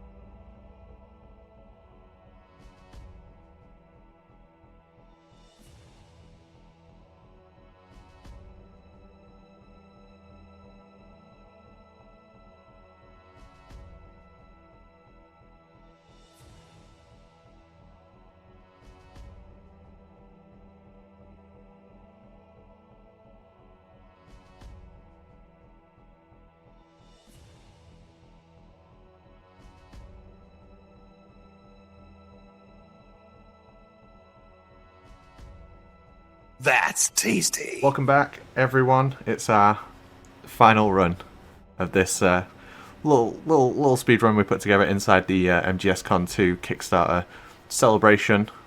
We're streaming all month, but my part will end once we get to the end of Twin Snakes here. So we've got Blue Metal running. He's doing TTS Extreme, nut %.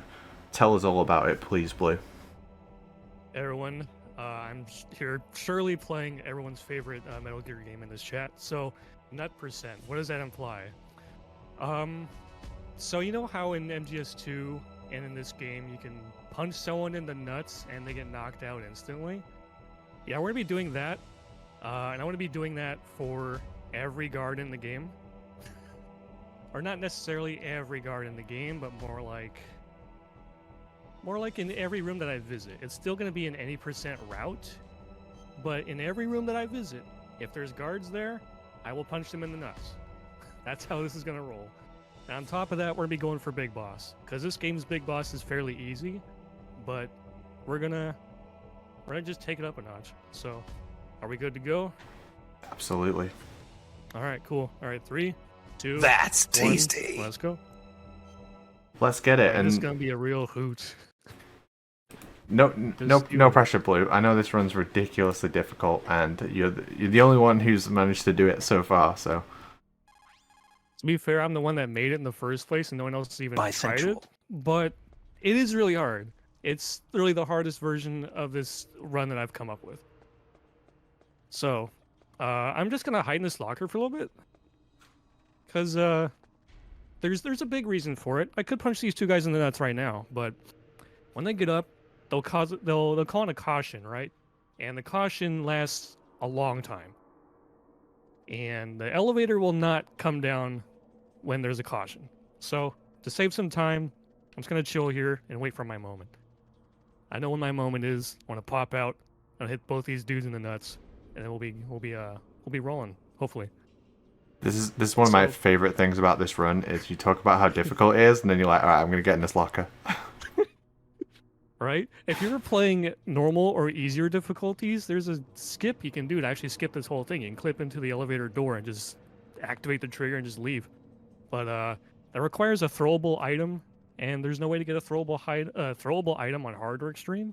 So our only option is to dick around with the guards or just chill. I prefer to just chill here, to be honest. But we'll be popping out here in a sec, just a little bit longer, and then we're gonna start punching some nuts.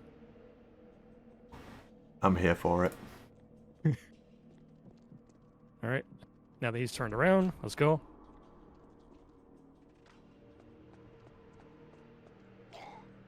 Okay, that's that guy. There's that guy. Here comes the elevator.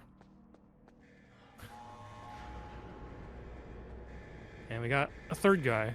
He also drops chaff grenades, but they're RNG, so I'm just gonna knock him out. So I'm gonna give them a couple shakes. If I get chaff, that'd be nice. I don't really need them, but I would like to have them. Okay, fine. We're not getting chaff grenades. No chaff grenades for you needed. for your unsportsmanly like conduct. They're not needed. They're just helpful. Also, if anyone caught a little glimpse of that, there's a little bit something extra going on here.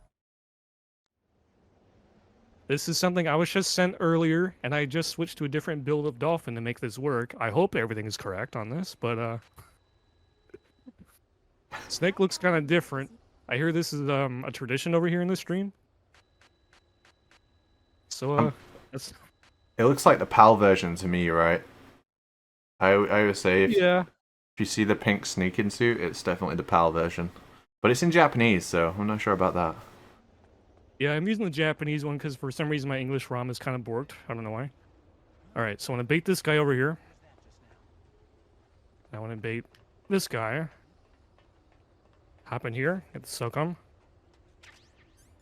Now I have a way to hold these guys up to make this easier. Okay, nut punch that guy. And a few more guys in nut punch. Bait that guy up from up top. That guy from down there. They're going to look at that dude that I just knocked out.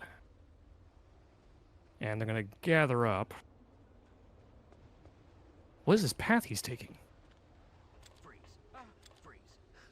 Hey. Sometimes they don't have nuts, dude. I love that you have to try once, and then when you miss it, you have to re-hold them all up. That was ridiculous. All right, I've nut punched every guard in that room. That one is really hard. So now I'm going to be doing an obnoxious piece of tech in this game. It's where if you spam a weapon like this while crawling, you crawl slightly faster, like between 10-15%. And I need to do it through most of this vent because as soon as I load into this room with the vents included, they're on their movement patterns already. So if I were to not do this and I come out, I'm at high risk of getting spotted. But if I do this and crawl through the vent faster, then I'll be in a real good spot to get them with little risk, minimal risk. And you want to do this about 6 times per second. I kind of hold my hand up above it and press right trigger like arcade style. Makes it easy for me. Alright, so I'm going to sit up here. Wait for this guy up here. There's that guy. I gotta wait. Okay. Backup plan? I don't have a backup plan. I'm just gonna hope what is this dude's movement path? Hello? Alright, we're fine. Salvaged.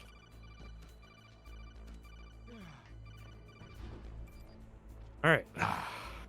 The strats are only getting more ridiculous from here. This next part is a work of art.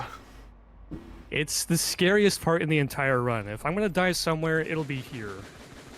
Also, I'm doing that on purpose because I want a magazine.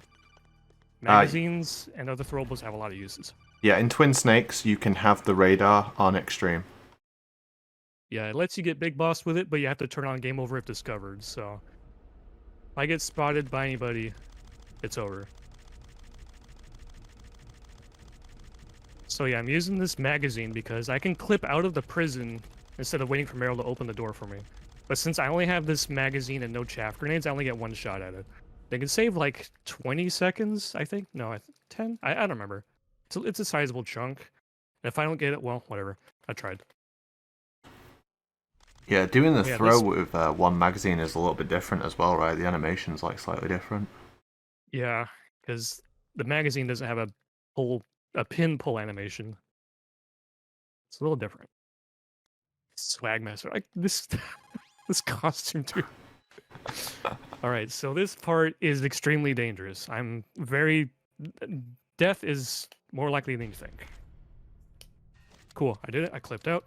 All right, so I'm gonna nut punch all these guys, all of them. Or attempt to, anyway. There might be some instances where Meryl will kill them when I can't do anything about it. So let's see.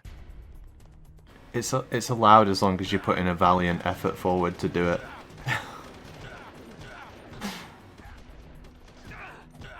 Okay, I got hit one more time. You're nuts! Oh, come on, shoot the gun. I'm trying to waste ammo on purpose to get more magazines.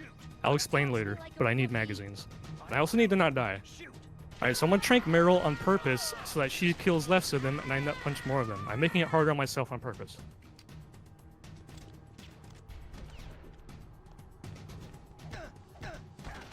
Oh.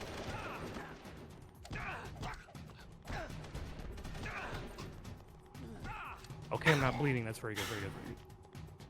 And now he's going to set up for the perfect spot to get them as they enter. One. Oh, she killed one. That's fine. He's gonna have to kill that one. It's so funny when you need her to shoot them. She's just like shooting all over the place. As soon as you need her not to kill them, she becomes like.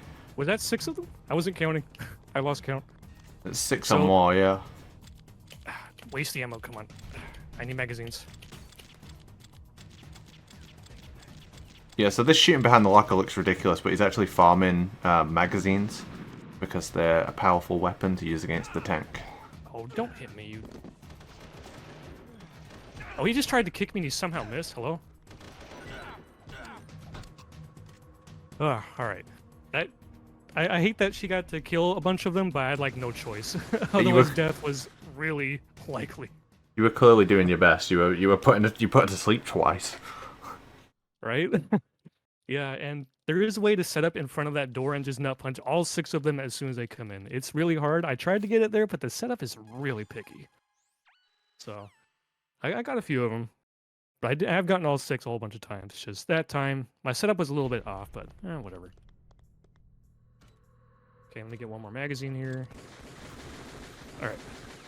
I have plenty of magazines. They're for the tank fight. Why are you using magazines for the tank fight? It's weird. I'll explain later when we get there. But we're gonna be getting more ammo here in the armory anyway, so we're good. We're good. C4s. Because I need to get more stun grenades also for the tank fight. Okay, more ammo.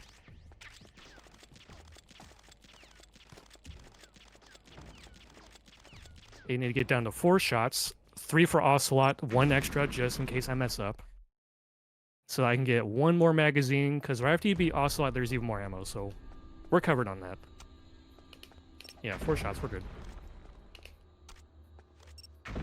Alright, so Ocelot, the most meme fight in this whole game. You headshot him 3 times and it's done. Oh, duck that shot though. Hey, stop.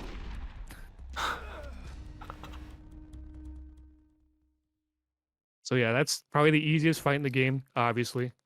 I mean, let's be real. Let's not pretend that chasing Ocelot in a circle is much more difficult. It's not hard. It's not easier, but it's not that harder. Not that much harder either. I think the best argument is MGS1 Ocelot has like the ridiculously high skill ceiling with the grenade strat, but oh yeah, it's kind of always the same in TTS. That's my biggest problem with it. Oh yeah, definitely, for sure. And no, you can't punch Ocelot in the nuts. Yeah, no, there's only one boss you can hit in the crotch, and I'll talk about it when we get there. But Ocelot is not one of them. So for all the bosses that don't have like a unique crotch hitbox or a animation for getting hit in the crotch, we're not gonna be doing it. So most boss fights are gonna be normal. Okay, get these 2 ammo boxes. I want to head down immediately, or else the guy on the right will spot me.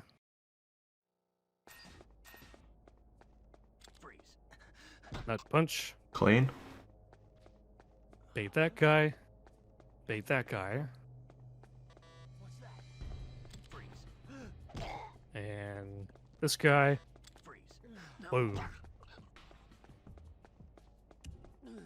So I once heard the legendary Jaguar King say that sometimes they have big ones and sometimes they have small ones. Do you think that's true? It's true. It is very true in this game, man. Alright, so I'm including revisits for punching all the guards in the nuts.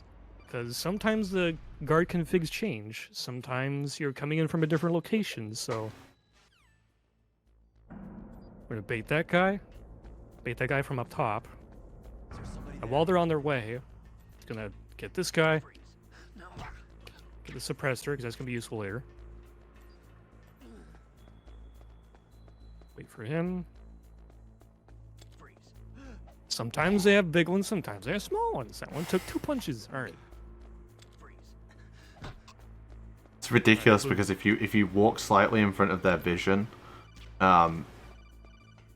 it's an instant game over. It's game over if discovered.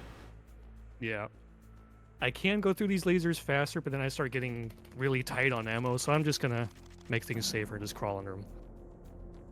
Alright, the tank fight. This fight is ridiculous. So, I'm gonna be throwing magazines and other objects into the gunner hole, and that'll trick the game into thinking you threw a stun grenade in there and do double damage. Because normally a stun grenade will do 1/3 of the health bar, and every other thing will do like 1/6. But if you throw an object in there and get the cutscene, and then headshot him, it'll do the same amount of damage as a dunked stun grenade. So I'm gonna try and focus here. This fight is stupid hard, very precise. Yeah, he purposely got hit by the claymore there. It's supposed to set up the timing of things. But yeah, this is, in my opinion, without a doubt, the hardest fight in the game. Okay, that stun didn't go in, but we can still make this work. It's also on the more difficult side of Metal Gear bosses in general. To beat casually, like sure, it's not too bad. You have a lot of health and stuff, but to do precise and quickly is really, really challenging. None of my tosses are going in, man. That's not cool. So yeah, you can kind of keep the tank locked in place if your position is good enough. And the position I'm using is mostly good enough for that, but it seems like it's not wanting to cooperate with my throws. Okay. Well, thankfully, just staying in the right spot, and I'm good for a while.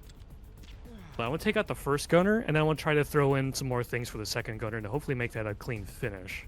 Just to start here, it's MGS2 throwing physics, man. It's not going to be all that cooperative. Alright, how are we going now? Dude, this game is being rude. On the lip. But yeah, if you land like a magazine inside the hole, when you headshot the gunner, it will do like a crit damage. Oh, that went in. Okay, Clean. Fine, sure. Alright, I'm going to headshot him one more time and go for one more stun grenade. And then I can grab the M9 down in the ditch, hopefully. Hopefully. And yeah, I was going to say ahead of time, but no, you can't punch the tank in the nuts. Okay. Alright, that tank was slow, but I mean, I wasn't in much danger thanks to the positioning. Yeah, it didn't kill you, and yeah, you got the right position on it, so it couldn't move. It's the best thing to do. As soon as it starts moving around, it's going to get away from you. So this room is also ridiculous. So I'm gonna do some snake beater to clip through this door. It skips a codec, and this guy's gonna see me. That's fine. Is there somebody there? That guy up top's gonna see me, and I'm gonna stand right here to bait the guy down low. I want him in that exact spot.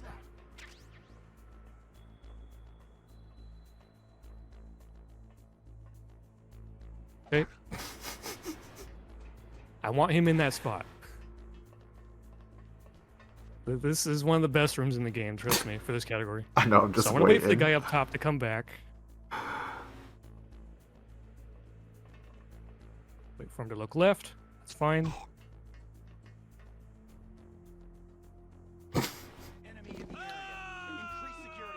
I want to hang. Land on that guy. Yeah, that's 3 guys down. Alright, success. We nut punched all 4 guys in this room while having no weapon to hold anyone up with. This is what 5,000 hours of Twin Snakes looks like. Oh man, that's one of the best rooms, dude. And that dude who fell off and died, it doesn't count as a kill. There's some things in this game that will count as kills and some that don't, and that is one of them that does not. So I'm thankful for that. Or else that room would be a lot worse. Alright, so let's get rid of this guy. Here's your nuts. Oh, duh, I picked up M9 after, during the tank. Okay. Alright, so if you're familiar with this room and in this game, you know what? There's a guy taking a piss over here. Yeah, he's gonna be... We're gonna see him a lot. That poor bastard won't finish pissing for quite a while.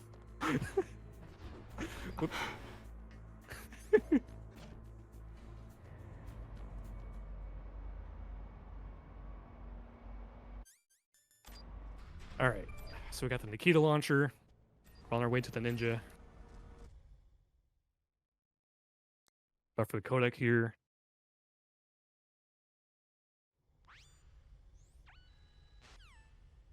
All right, so you mainly want to have the Nikita just fly straight on forward as soon as you turn. You don't want to waste too much time with it being slow. Oh, don't shoot me. Okay. So if you spend too much time turning, it's going to be slow, and the turrets will shoot it down. Like, no. So once you turn a corner, just let it fly. I had to turn a little bit more, or else it was going to head straight into, like, a cabinet or something. Yeah, so I was given just the textures for Snake, so as far as DRK edition goes, this is all I have. Yeah, is it true that they came in a sealed briefcase and said, "Do not let escape your sight for even a moment"? It was delivered by that sounds familiar. Yeah. Yeah, delivered by a couple of guys in black suits and sunglasses. Yeah.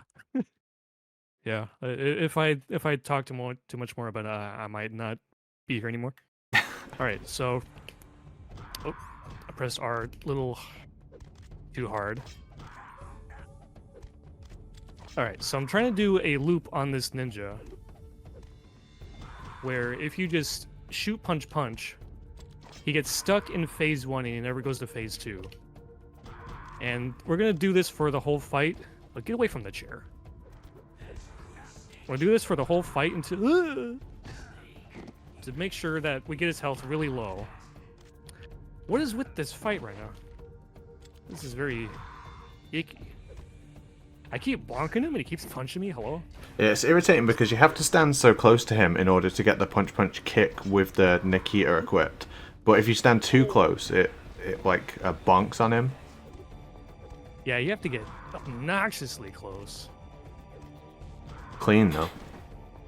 Yeah, and then the other thing I'm doing for the fight is on the kick, the punch kick, I swap to the Nikita for the kick, and it'll turn the kick into doing the same amount of damage as if you would smack him with the Nikita, but you're adding the extra punch damage before it. So yeah, that ninja fight was whatever. It was super good. You're just a harsh critic.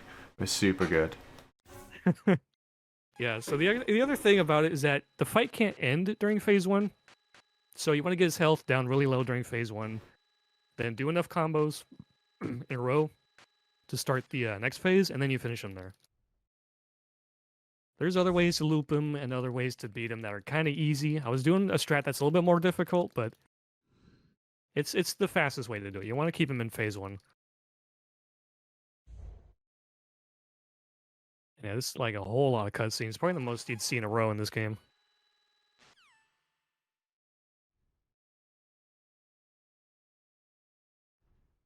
Dude, when I first loaded this up, I was like, wait, is this what DRK Edition looks like? Am I supposed to be bright pink? And I've learned some things. Alright, so Meryl can be punched in the nuts in this game, specifically when she's wearing the costume, and specifically during this one time when you're going back to get her attention. The other time during the prison, she doesn't have nuts, but when you come back here, she does have nuts. So, yeah, I guess what we're gonna do. We're gonna punch Meryl in the nuts.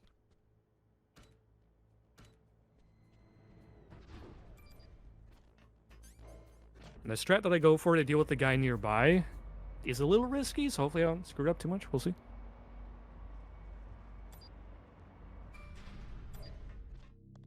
Alright, we're gonna pull Meryl away first. Come here. There goes your nuts. Bait that guy over here. It's just proof that you can indeed punch Meryl in the nuts. And then she's gonna see me. That's what we want. Perfect timing. Oh, not this guy again. This guy's having the worst day. There's round 2. This man just never gets to pee. Can they add this? It's Snake from Can they add this skin to Fortnite for Snake? That'd be pretty cool.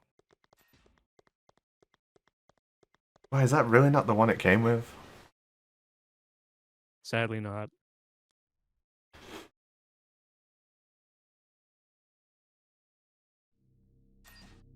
Gonna roll on through Meryl, it's fine. Gets us into the room faster. Saves about a second or two. Alright, Mantis. This fight is actually really hard if you want to do it quick and efficiently. Because he has a couple of weak spots he can hit in first person. But on extreme, he takes over your vision so fast that you have like barely 1 whole second just to aim at him. So trying to do this fight optimally is actually really hard. So we'll see how I do. Alright, so I'm gonna go over here and sit up behind this couch.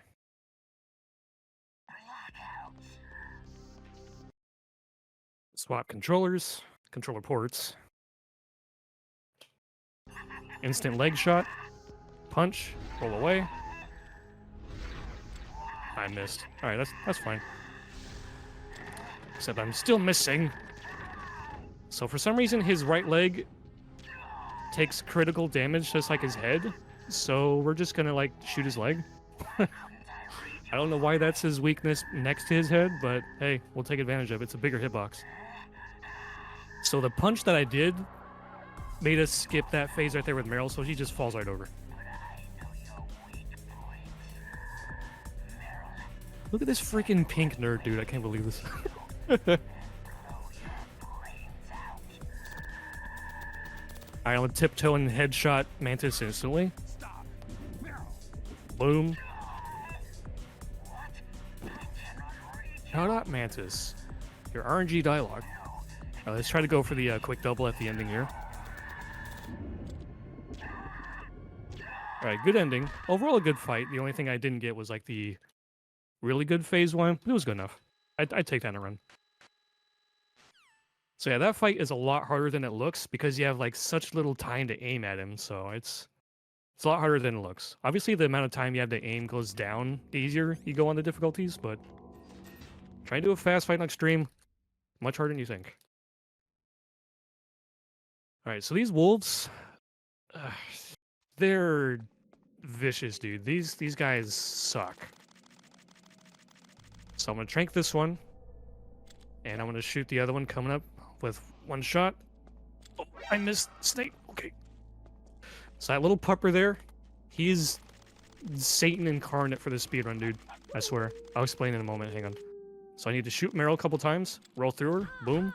And that skips the whole little cutscene of, hey, Snake, I thought you were good with dogs. Well, you know what, Meryl? I don't want to hear it. I'm trying to go fast here. So the pupper, why is he so terrible? So the pupper's position is a little bit random, his behavior is random, and he has a really big sight range. And if he hears you, he'll start barking and alert the other wolves, and it's just, ugh. And on top of that, if he decides to just randomly lay down, the game treats him as a dead body, so Snake will walk over him really slowly. So sometimes he might just immediately see you, alert the dogs, and then lay down, make you walk slowly, and then you get freaking tackled by wolves, dude. It sucks. So you gotta be really just aware of what the hell the pupper's doing. Okay, I don't like to have only 3 SOCOM bullets. I'm gonna grab more in a moment. Okay, I'm gonna trank this wolf. He's gonna see me. This next wolf is gonna go right past me. If I don't dead zone, dude. So the other issue with this game, unfortunately, is that they didn't properly calibrate the analog sticks. So you'll just like randomly dead zone and walk slowly on your diagonals. It's just, oh, it can cause a lot of problems, man. Alright, SOCOM ammo. Alright, so we're revisiting this room again. You know what that means, right? We'll get to him when we get to him.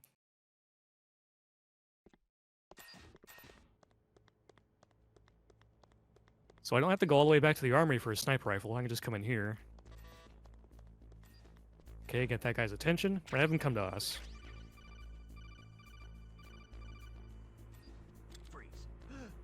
Hello? Jeez, sometimes he just does not have nuts. Alright, so I think by the time I get to the pissing man, he's gonna be leaving already, so I'll just wait for him to come out the door.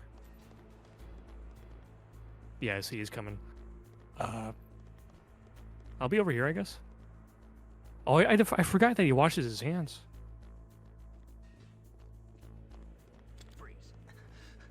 Okay. Well, he got to finish his piss. What a miracle. Usually I don't have to deal with that first guy for so long that he gets to finish pissing. Wow. Good job, man. You got to finish pissing. For now. If you know anything about this game, you know we're going through that room again.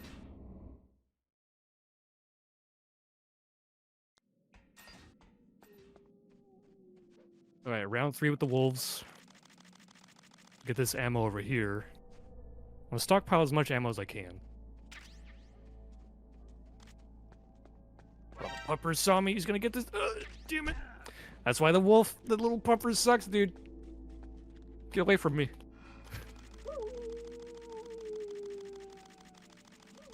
Alright, speaking of wolf, we're gonna be dealing with Sniper Wolf. RNG boss fight. So let's see what kind of pattern she gives me. Pretty aggressive, and she missed.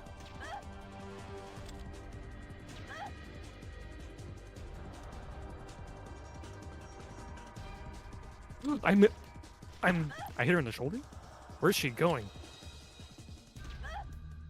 I almost had like an amazing pattern. I just had a skill issue.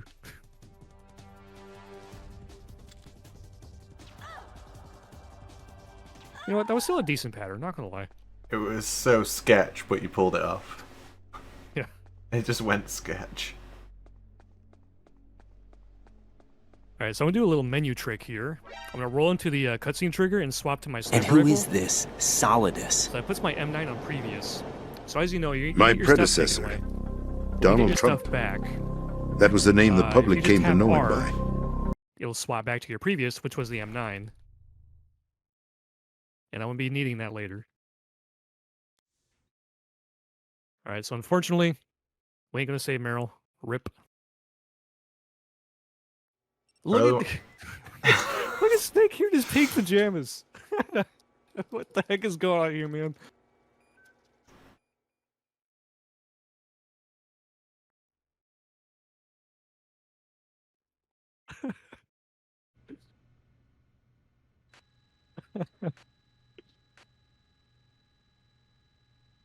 All right. Who the fuck is So, this guy? I'm gonna be pestering Johnny here. He has a bunch of stopping points, and at all those stopping points, he has a chance to sneeze, and that slows him down. But if I piss him off with like a knock or something, then it skips that chance entirely. So, in this section, you can save altogether like 4 seconds by pissing off Johnny. And speaking of Johnny, you unfortunately cannot nut punch him on your way out of here. Like I tried, it just counts as a regular body hit, so. That's unfortunate. Our freaking boy over here, we can't nut punch him, but we can nut punch everyone else. We even nut punched Meryl once. Look at this costume. Shut up in there, will ya? Shut up in there, will you? Shut up in there, will ya? This Johnny is so nice. Shut up in there, will ya? Hey, Hey, the MGS1 Johnny like yells at you. This one's like, hey, can you just like not do that? shut up in there, will ya? That's kind of not cool, man. Shut up in there, will ya? Yeah, MGS1 Johnny's screaming at us, and this one's like, I'd really prefer if you'd be quiet. Shut up in there, will ya? Nanomachine, son.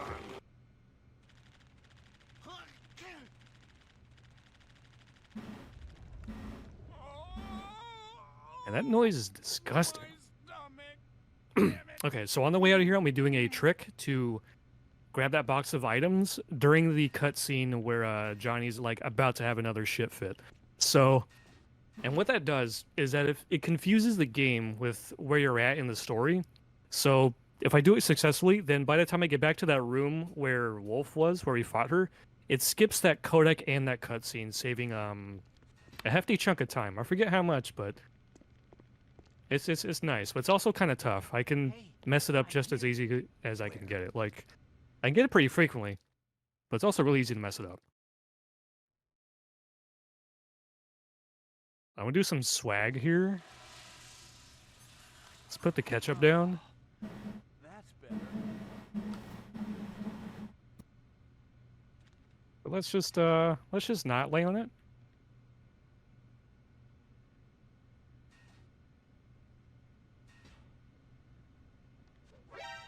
What the hell? What the hell's that guy doing? Rolling on the ketchup. Alright, so I want to bonk him. Come in here. Bonk. Bonk. Grab my stuff. Let's go. That's success. Nailed it. So during this Absolutely cutscene, nailed it. I'm able to get out of here. And boom. So now when I get to Wolf's room, I get to skip the cutscene on the codec.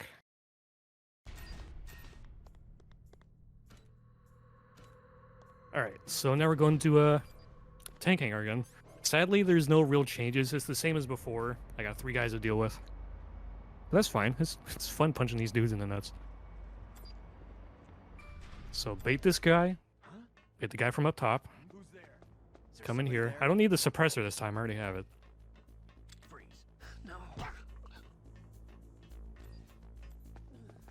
Oh, he saw me. Okay. You can't nut punch Johnny. The game doesn't let you. He's one of the only people you can't. Yeah, I tested it. It counts as a regular body hit for some reason. So, sadly, no nut punching for Johnny. Makes me sad. Alright, this room is also pretty tough. So let's see if I can do this one correctly. I'll be using chaff grenades to deal with the cameras on the sides while I nut punch these guys. So I'm gonna cook a I'm gonna toss a chaff right now.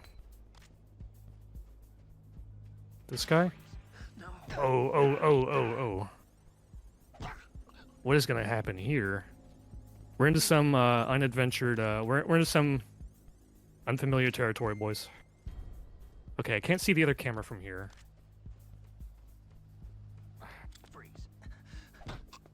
Okay, there it is.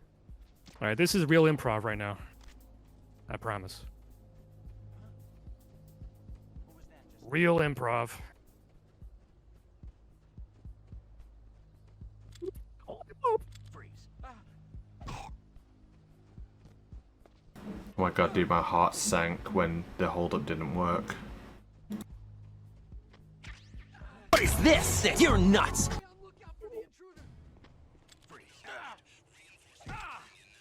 My god. Okay. I made it through. Sorry, excuse me. Jesus Christ. That is not how that room is supposed to go at all. Alright, so this room is the same as before, but with one change. Snake beat through the door. So the main change is that Snake has a cold now. So if I stand around for too long, he'll sneeze and get someone's attention. So I cannot stand for too long. Cannot stand still. I need to just keep moving.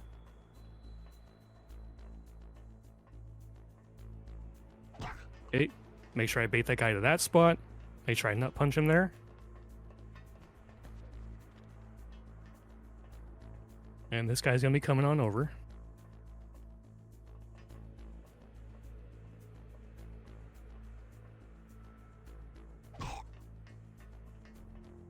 Does it count as a kill? Enemy in the area. Increase security level. Knock that guy out. Boom. One guy left. And we got it again. Let's go. Absolutely handled. That was nuts. One that change you I couldn't... made. Oh, it closed on me.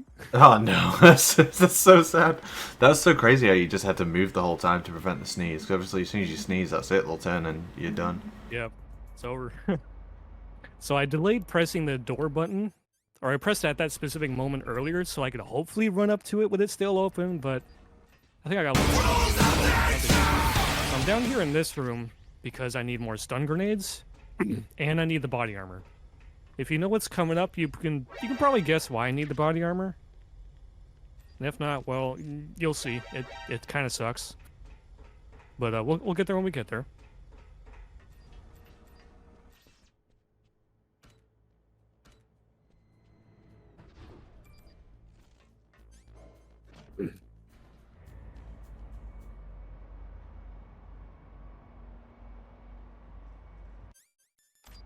Alright, so this visit is just like the first time we came in here. There's a dude down here. There's your nuts. And the guy who's pissing, we'll finally leave him alone after this one last time. Where's your nuts, bro? Come on. Alright. Or pissing, man. But we can finally leave him alone. He has to piss in peace. After punching him in the nuts 4 times.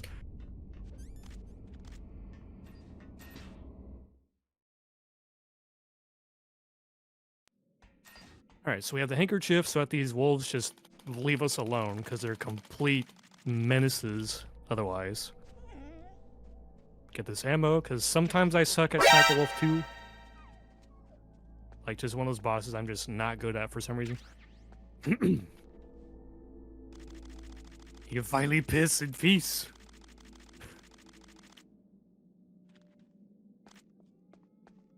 Alright, so that trick I did in the prison with Johnny, this is where the time save comes from. Normally right here, you would get a cutscene and a codec, but since I grabbed my stuff at a time that I didn't expect and left the room at the right time, it doesn't happen. Pretty nice little time save. So yeah, the tower climb. This is where I need the body armor, because I want to get shot a lot. Because I want to try to punch just about every dude in the nuts while going up the tower. It's awful. And the guys that spawn behind me, they're infinite spawners, so I'm only going to nut punch the first 2, and I'm just going to trank the rest, because otherwise, the run will last forever and we'll never finish. So we're going to get the first 2 guys, and the rest of them that come up behind me, I'm just going to trank them. Oh. Alright, my positioning was a little bit bad, so I have to wait for this guy to get back up. He got a shot on me, you ass. Alright. Make that guy. Alright. So this tower climb is awful. I'll be planning my stun grenades to be very specific so that, like, I don't knock any of them out, but I want them to at least be blinded so that they don't shoot me as much. So I'm gonna cook one here. I'm gonna let it blow up in my hand, because if I throw it, I might knock the guy out. So I just want him to get blinded. What the heck? Where's your nuts? Okay, well that guy's just gonna... Alright. Well, we got him. That's fine.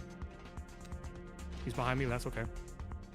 So this one, I didn't grab that M9 ammo. That kind of blows.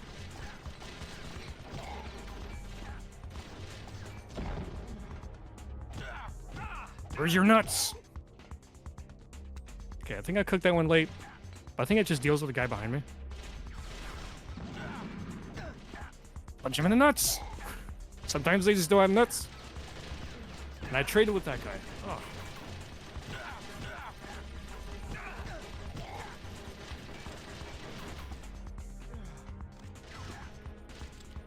Well, I'm out of ammo. That really sucks. So this is a place where I'm very likely to use my ration. You can still get Big Boss in this game with 1 ration use, but you only have an allowance of 1 ration. So... yeah, be real careful. Bro. It's not cool. Alright, so I'm in a little bit of a pickle right now. I'm out of M9 ammo, and I don't know where else I can find more. I might not need any anytime soon, but... you know what, we'll play it by ear. So, let this one blow up in my hand.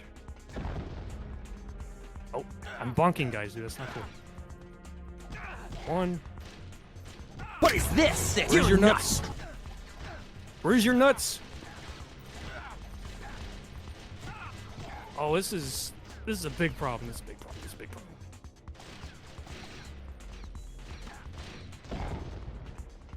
Okay. Let's see. So for the next part, I normally use 2 stun grenades. What is this? I had to waste 1 to not die. This is interesting. Okay. I think I can still do this.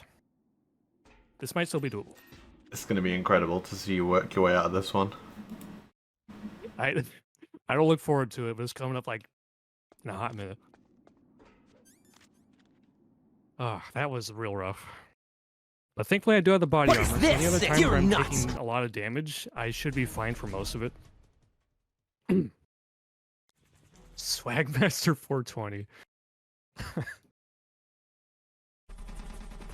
Alright, so for this part, they cut it in half, roughly, compared to the original.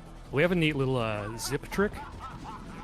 But it kind of depends on whether or not I get shot by the hind. Is this? Usually he doesn't shoot me, but we'll see.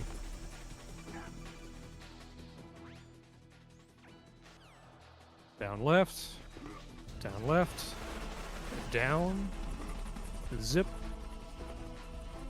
Dude, the game crashed. What the? Oh, no. Oh, I'm just kidding. All right, so it's time to deal with these 3 guys. I have a strat where I normally use 2 stun grenades, but I have 1. So let's see if we can make this work still. They can tank this. They'll be fine.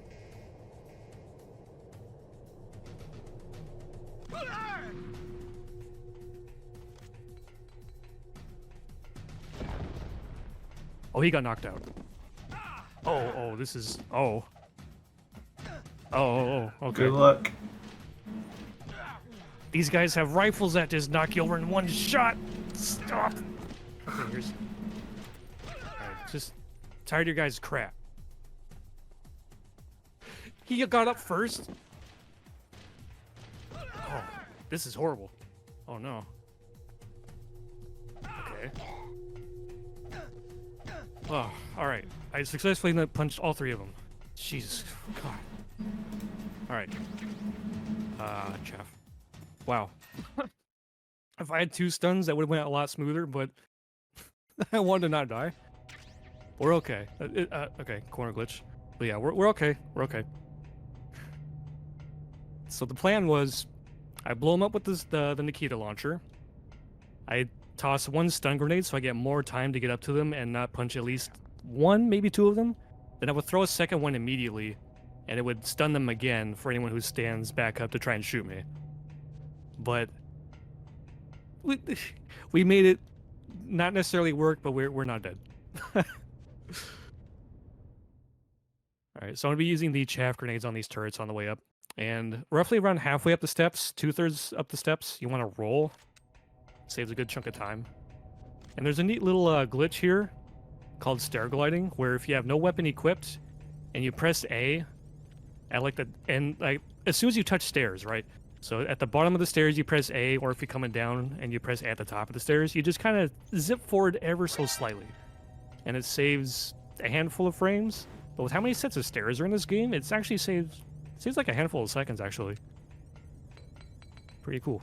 That's a really cool glitch. I bet the person who found that is a total legend and really good at Metal Gear. Oh yeah, definitely, man. That guy's a monster. I think you might know him as what is it again? Apache Smash at Apache Smash on Twitter. Oh damn it! I rolled on the stairs. That's what I get for trying to talk about a freaking another legend, dude. And it also works in Metal Gear Solid 2. Yeah, just that game doesn't have very many sets of stairs, so it hardly saves anything. But in this game, there's so many stairs that it saves seconds. It's pretty cool. For free. All you do is press A. Alright, the Hind on Extreme, it's really fast. This thing could compete with the freaking Harrier, dude, I swear.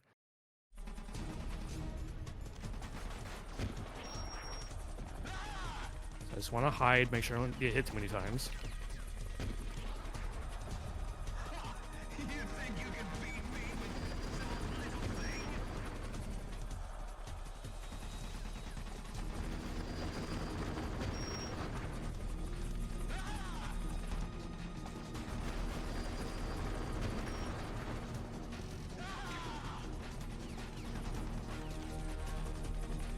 Yeah, I think he's gonna fly to the left. Yeah, okay. Alright, I really want the instant lock-on glitch here. Ooh, I have it. Very good, very good, very good. That makes his phase so much easier. Because the lock-on target boxes on this boss in this game just like to not cooperate. But if you have the instant lock-on glitch, you kind of just don't have to worry about it. Just as soon as he flies into your screen... Look at that, he's so fast, he freaking outsped a Stinger. This helicopter is ridiculous. The one thing I always think of with the Stinger in TTS is like, they have the perfect Stinger in MGS2. Like, it works so well. And then they were just like, nah, change it. Right? For both Rex and Harrier, God, Harrier, what am I talking about? Hind, it's glitchy, it's buggy. It doesn't want to know, it doesn't know what it wants to lock onto, and sometimes it'll just always lock onto the wrong thing. This thing just sucks. Like this instant lock-on glitch that I have here, I want this for this boss, but for Rex, it's horrible because it'll never target his freaking ray dome. All right. Nicely done, though. Yeah. Funny enough, if you just stand still and just shoot him as soon as he pops up, you're pretty much safe. You'll only get hit if he flies to either edge of the map.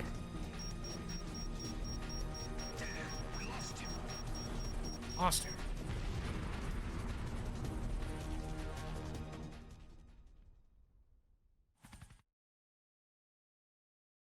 Something in Twin Snake sucks? Yeah, I mean, this game has a lot of flaws. That doesn't stop me from, you know, just having fun with it. I love this game. All its flaws and all. I know it's inferior to MGS1, but I have fun playing this game. It does have some improvements, though. Some. Not many, but some. Cutting out a lot of backtracking, that's pretty nice. So we're doing some more stair gliding on the way down here. I'll defend its speedrun forever. It's got such a ridiculously technical and high skill ceiling speedrun. Oh yeah, absolutely. As a speed game, it's awesome. As a casual game, yeah, I play MGS1, but... So it's a little bit easy. Twin Snakes as a casual playthrough is a little bit easy. Yeah, that's another criticism I have for extreme difficulties, that it's still just too easy. Like, it's one of the easier big bosses to get in the series. But I mean, the speedrun tricks? They're really cool, man. Like, things in this game just don't hit you hard enough. The most damage you take is either from a fall or from the tank running you over.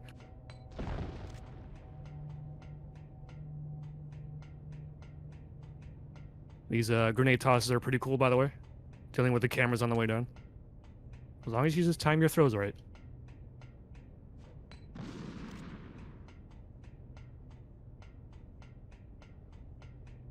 So that glitch that I did to clip out of the prison instead of waiting for Meryl to open the door, I can do it again here and save about a second. It's a very, very small time save, but it's cool.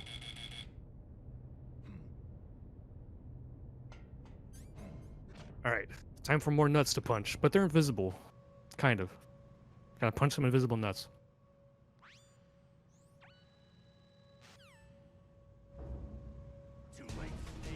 Too late, Snake.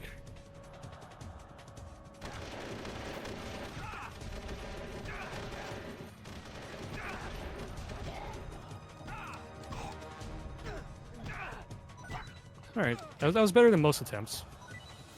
That was ridiculous, man, how quick you got all them. I usually make sure that that I let myself get shot at the beginning, because otherwise if I try to immediately run to someone, they're gonna kick me. Are his eyes pink?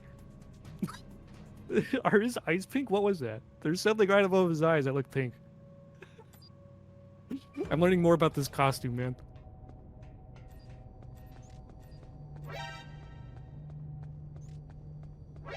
Alright, Wolf 2. I'm notoriously bad at this boss compared to any other boss in the game. And he can spawn in one of two areas, either the left side or the right side. And even though she's an RNG boss overall, typically if you get a left side spawn, she'll hide behind trees more often. But if you're unlucky and get a right side spawn where she does hide a lot, well, that sucks. But if you get a right side spawn, she usually runs around a lot more. So let's see what she does. Ooh, right, okay, right side.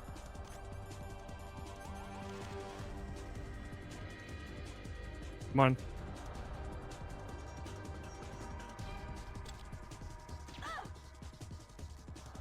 Oh! Oh, she almost got me. Well, I'm getting unlucky and getting a bad pattern on the right side. Thanks.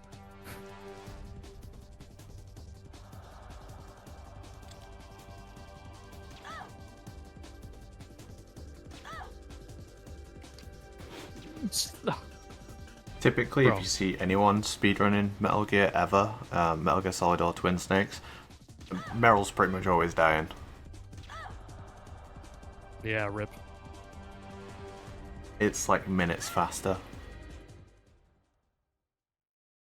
That pattern wasn't great for a right side spawn, but trust me, a left side spawn can be way, way worse.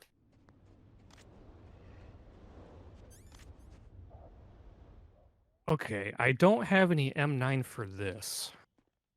I don't know how this is gonna play out. Is there any M9 ammo around here? I need at least one shot for this for this room.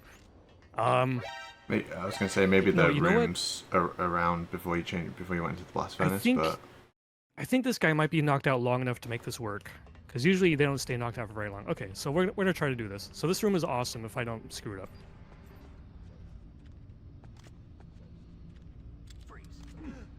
Oh, that was not supposed to happen. I don't know.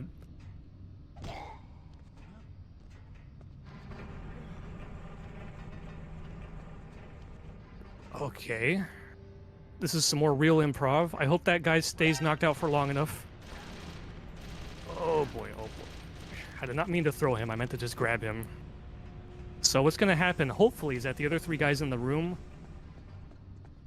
I'm gonna reload the room. I'm gonna reload the room, dude. Oh, what am I gonna do here? Oh, there's M9 ammo here. Okay. I will nut punch those guys. Let me just reload the room. the pressure is truly on now. Oh, this is... I don't know what to do. Improvise, adapt, overcome. Okay. All right, here's what I'm gonna do, all right? I don't know what I'm gonna do, actually. I might lose my big boss here. Fuck! Alright, I'm sorry I cursed, but like... Yeah, don't worry about it.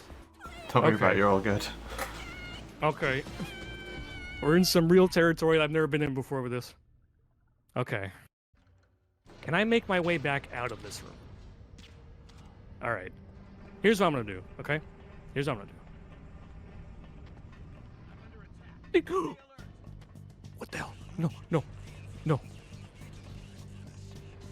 He's not up here.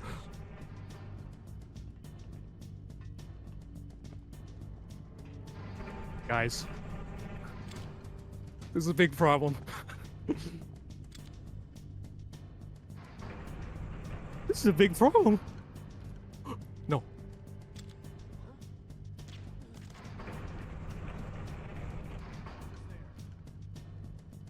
Okay, I want to wait for that guy to leave. I want to trank this guy. So here's what I'm going to do. I'm going to go all the way back out. I'm going to restart the room and do it as intended, alright? I just need this guy to leave. Go. Get out of here. I just want to do my fun category, man. Alright.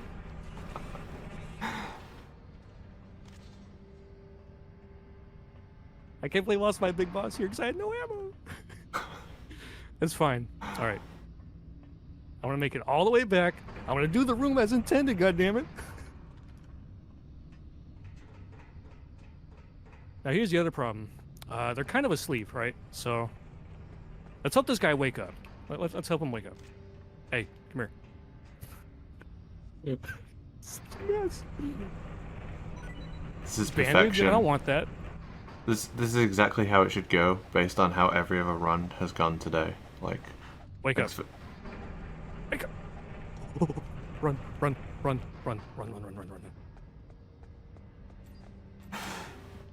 Okay. Now here's the other thing. The guy that I tranked first, I don't know if he's asleep. Or if he's awake. There's one guy over there. He's asleep too. He's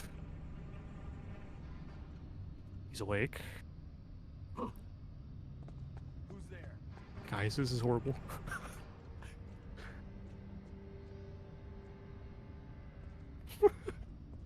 I've never been in this situation before. Okay. Alright, so that guy needs to wake up. And the guy that I tranked down there, I hope he's awake. you're gonna wait for it.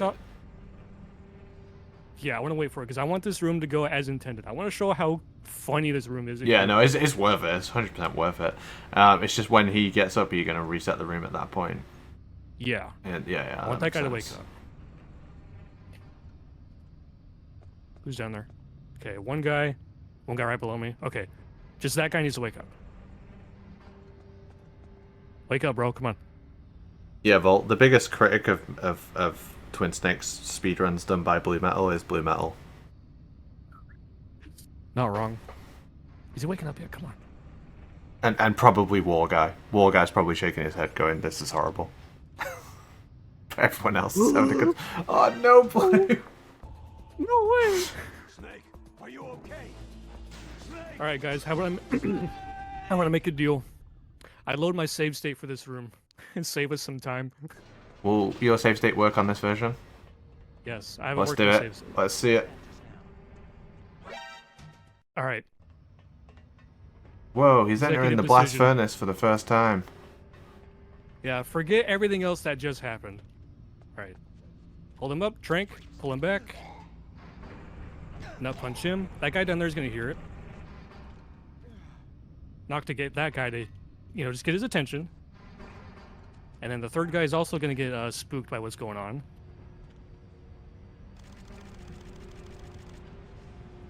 So here's where this is like amazing, right? So they can't get over there, so they get kind of grouped up and they don't know what to do. They just get stuck. They don't care that I'm here making noise. Now the twin snakes and there's 3 of them there, right? The triple nut special. So that's what was supposed to happen if it didn't go horribly freaking wrong and cost me my big boss. For weeks after, I I'll blame just most be of like, hey, there was M9 ammo in here, and hey, there was M9 ammo over here. Right? No, it was all That's how that worth really it. was supposed to go.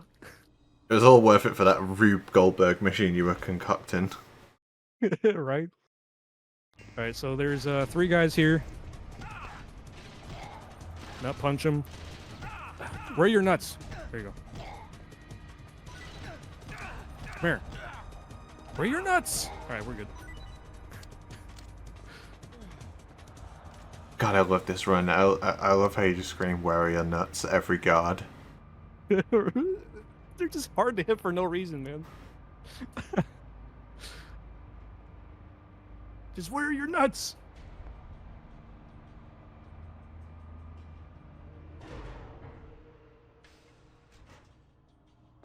Oh. So yeah, I might have been able to make that room work. I think the entire reason why it went wrong is because I threw him instead of just grabbing him. Yeah. I feel like as soon as I threw him, I should have just left the room from the southern end and just tried again. Oh, look, the birds are just showing me what happened to me in this run, dude. Just right in the face. Like, I get it. I messed up, right? I know. I understand. It really does show the very thin line that you're working on, though, and how quick something go wrong. That's like every room in the game. That was just like the first real mistake you made. Yeah. Alright, now with that train wreck out of the way, we're going to be dealing with Vulcan Raven. He has a funny AI exploit. He really struggles to hit you if you're just prone in your sniper rifle scope. He'll rarely ever hit you for some reason. So we're going to go over here to this end of the room. Yeah, that's fine. And we just sit here and snipe him. And if we're lucky, he'll stay on this end of the room. Don't leave, don't leave, don't... Oh, okay. So if that happens, you set up on the other side. Oh, but don't... Oh, I got... I rolled on accident. Get down, Snake. Get down, Snake! Skill issue. So yeah, Raven doesn't know how to deal with your sniper rifle when you're prone. It's funny. As soon as you click off that sniper rifle, you start getting hit like crazy.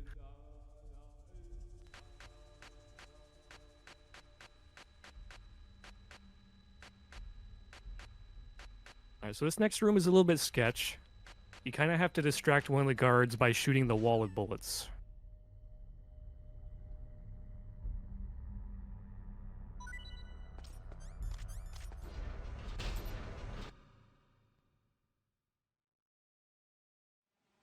Alright.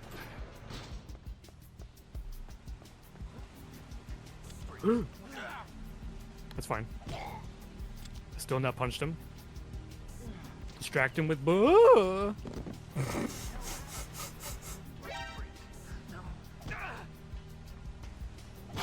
Where are This your is my nuts? favorite category, man. This is my favorite run.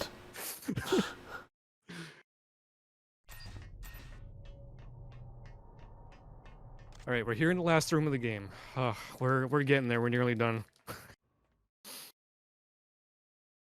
right, so I want to buffer the codec, and I want to call Articon right now, all 3 times. Because normally you have to have 3 conversations with him throughout this room. But for some reason in this game, not the original, I don't think. In this game, you can just call him right now and get them all out of the way just immediately. Saves about a second or 2, and it gets rid of those annoying little interruptions. I believe they do call him now in MGS1, just in a different position. I might be wrong. I might be imagining this. I think they do. That'd be cool if it works. Alright, so there's a lot of noisy floors, so I have to, like, tread carefully.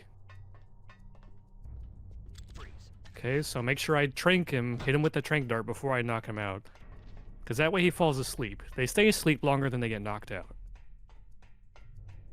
Alright, so I remember I lost my big boss previously, in the last time I did this category, but now I have a new strat.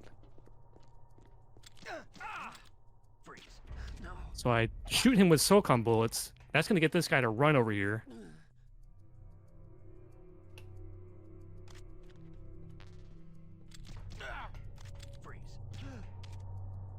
There we go.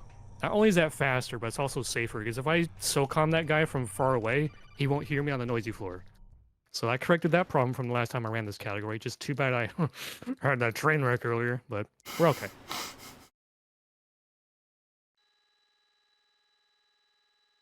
I just want you to know, so- Blue, I know how it feels, man. I know what you're experiencing right now. I've been there. Exactly. It sucks, but like, we had a good run at some point. Just that is not this run. Alright, so I do the drop. The rat spawn is consistent on this game, thankfully. It'll always be down here. So let's shoot him when he comes down here. Oh, I fell in the water. Ah, that's so close.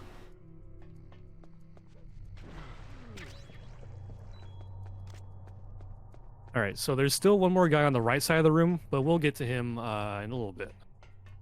Just gonna leave him alone for now. Alright, so I'm gonna retrank this guy. I don't want anyone to wake up while I'm dealing with this room.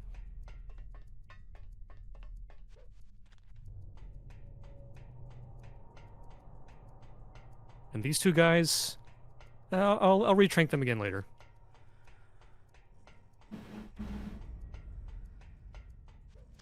Alright, so I'm going to shoot out this camera.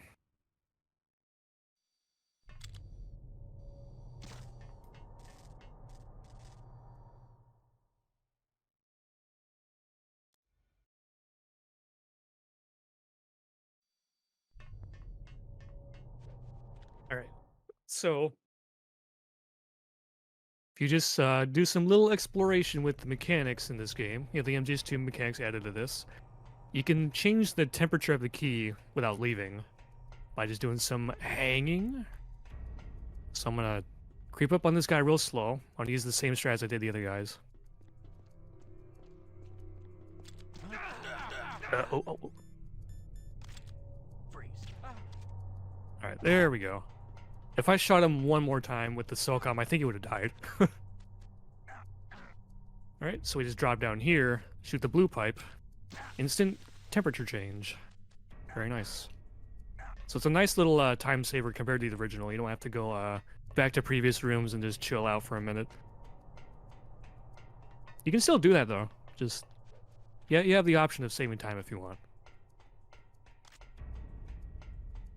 Alright, so now I'm going to retrank these guys so they don't wake up.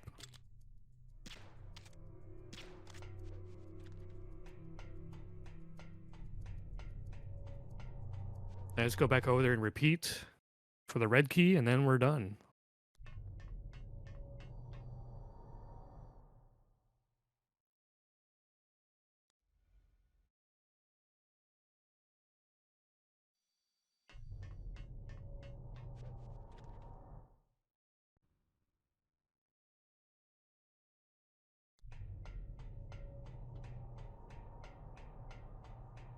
Man, I am still bummed about how much I ruined the freaking furnace. But it's a speedrunner thing. You'll, yeah, like one big mistake. As you play out that rest of that run, you're just like, God, I can't believe I did that. God damn it. The endless pursuit of perfection. And punching guys in the dick.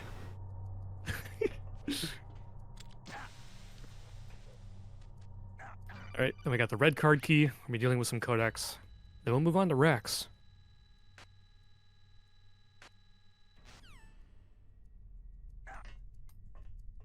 Throw it in the furnace.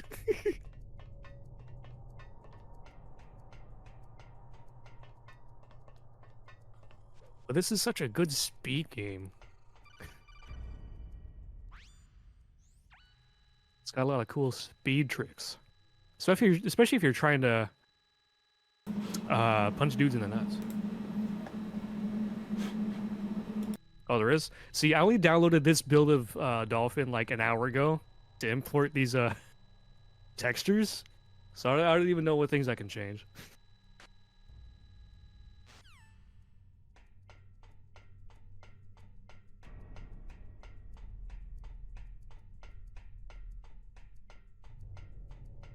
Like, it was just like an hour-ish, more like 2 hours ago, where I'm just like, okay, let me look on Google how to import this shit.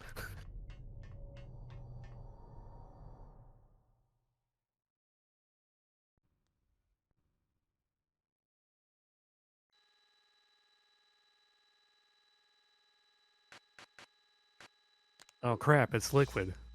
So if you buffer the codec here, you can open it early before the cutscene starts. So now you can call Otacon.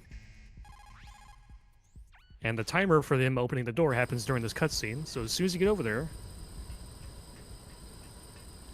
you can call them right away. Alright, so Rex, there's a safe spot you can stand in where the most damage you'll take is from his machine guns, and the missiles will kind of just not hit you entirely. But I do a harder strat because I'm a stubborn idiot. It's about the same speed, but I like doing it. What I'm going to be doing is, okay, that was too early. Be letting Rex shoot his laser, but I just step forward a little bit and it just misses, because the hitbox for it is very small. As small as a lot of these dudes' freaking nuts that we've encountered in this run.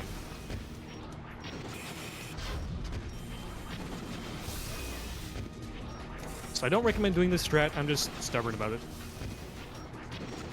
I'm surprised I did.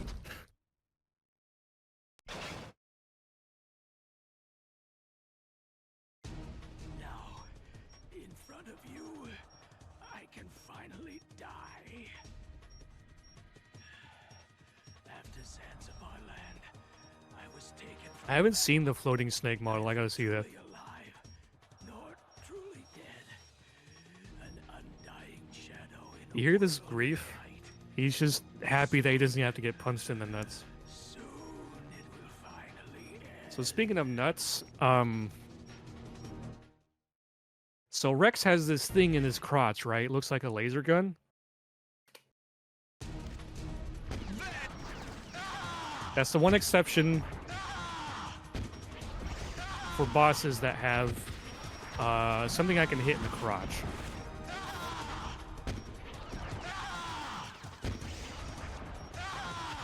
So we're gonna hit Rex's dick laser.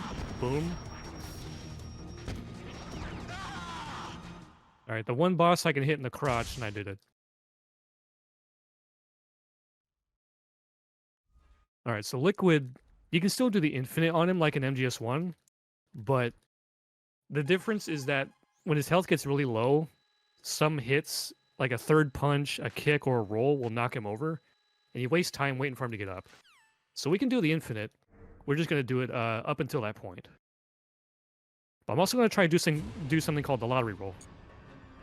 It looks like that. That is awesome. I'm going to punch him in the nuts, ridiculous, even though I don't have to. You got a crazy high damage lottery roll as well. Oh yeah, no, that one was good.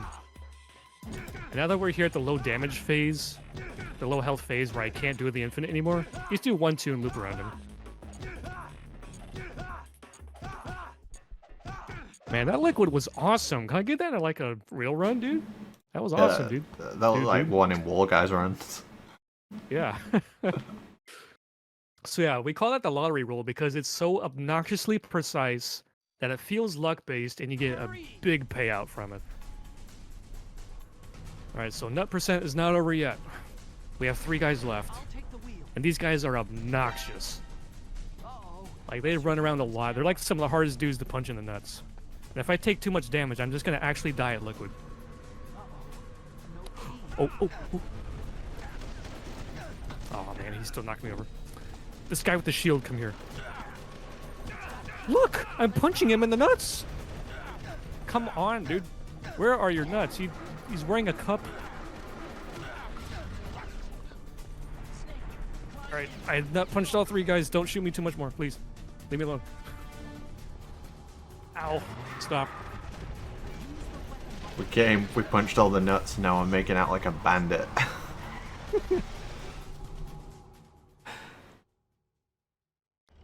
Alright, other than the ones that Meryl killed on accident in the prison fight, we've punched every dude in the nuts that you can punch in the nuts. I just have to, like, not die. Oh, come on.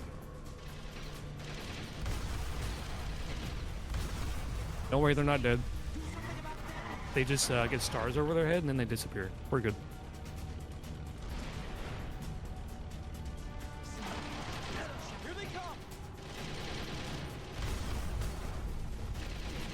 Oh, he shot me at the last second. That's not cool. You have to wait for that guy to walk over that barrel or else it won't hurt him. Did I punch Meryl in the dick? Yes, I did.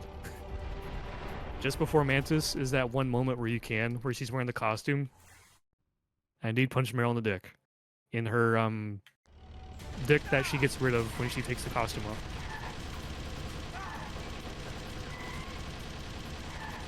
DRK just watching on the side like, ah yes, very good, very knowledgeable.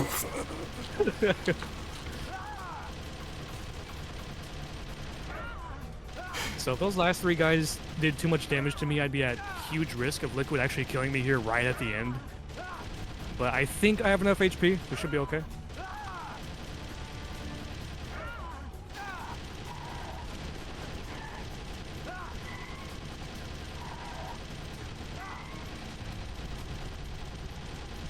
Okay, we'll take the GameStop trade.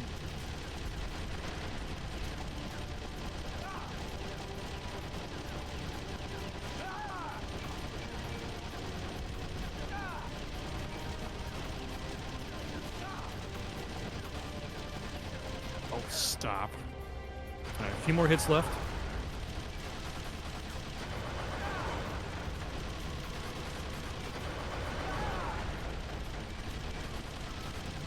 And GG. Run is finally over. Wow, I'm gonna hit stop on the timer. Oh, man. I'm so sad about that blow up on freaking the furnace, because otherwise I did all the strats. Well, most of them. That would have been a big boss if I ruined one room and it just, oh, it was so bad, but we did it otherwise. Dude, you could be so hard also- on yourself when you literally messed up one room in the entire run, and it wasn't like the cell fight where you did it, or the tower climb where you were still punching them in the nuts. Like that was an insane run, dude. Absolutely insane run. Yeah, like at some point I'm gonna try to record like an actual clean run, whether it be offline or on stream, whatever. I'm gonna try to get me an actual big boss nut percent run. It'll happen. Last time I did this last month, I missed it right at the very end. I got spotted by one dude.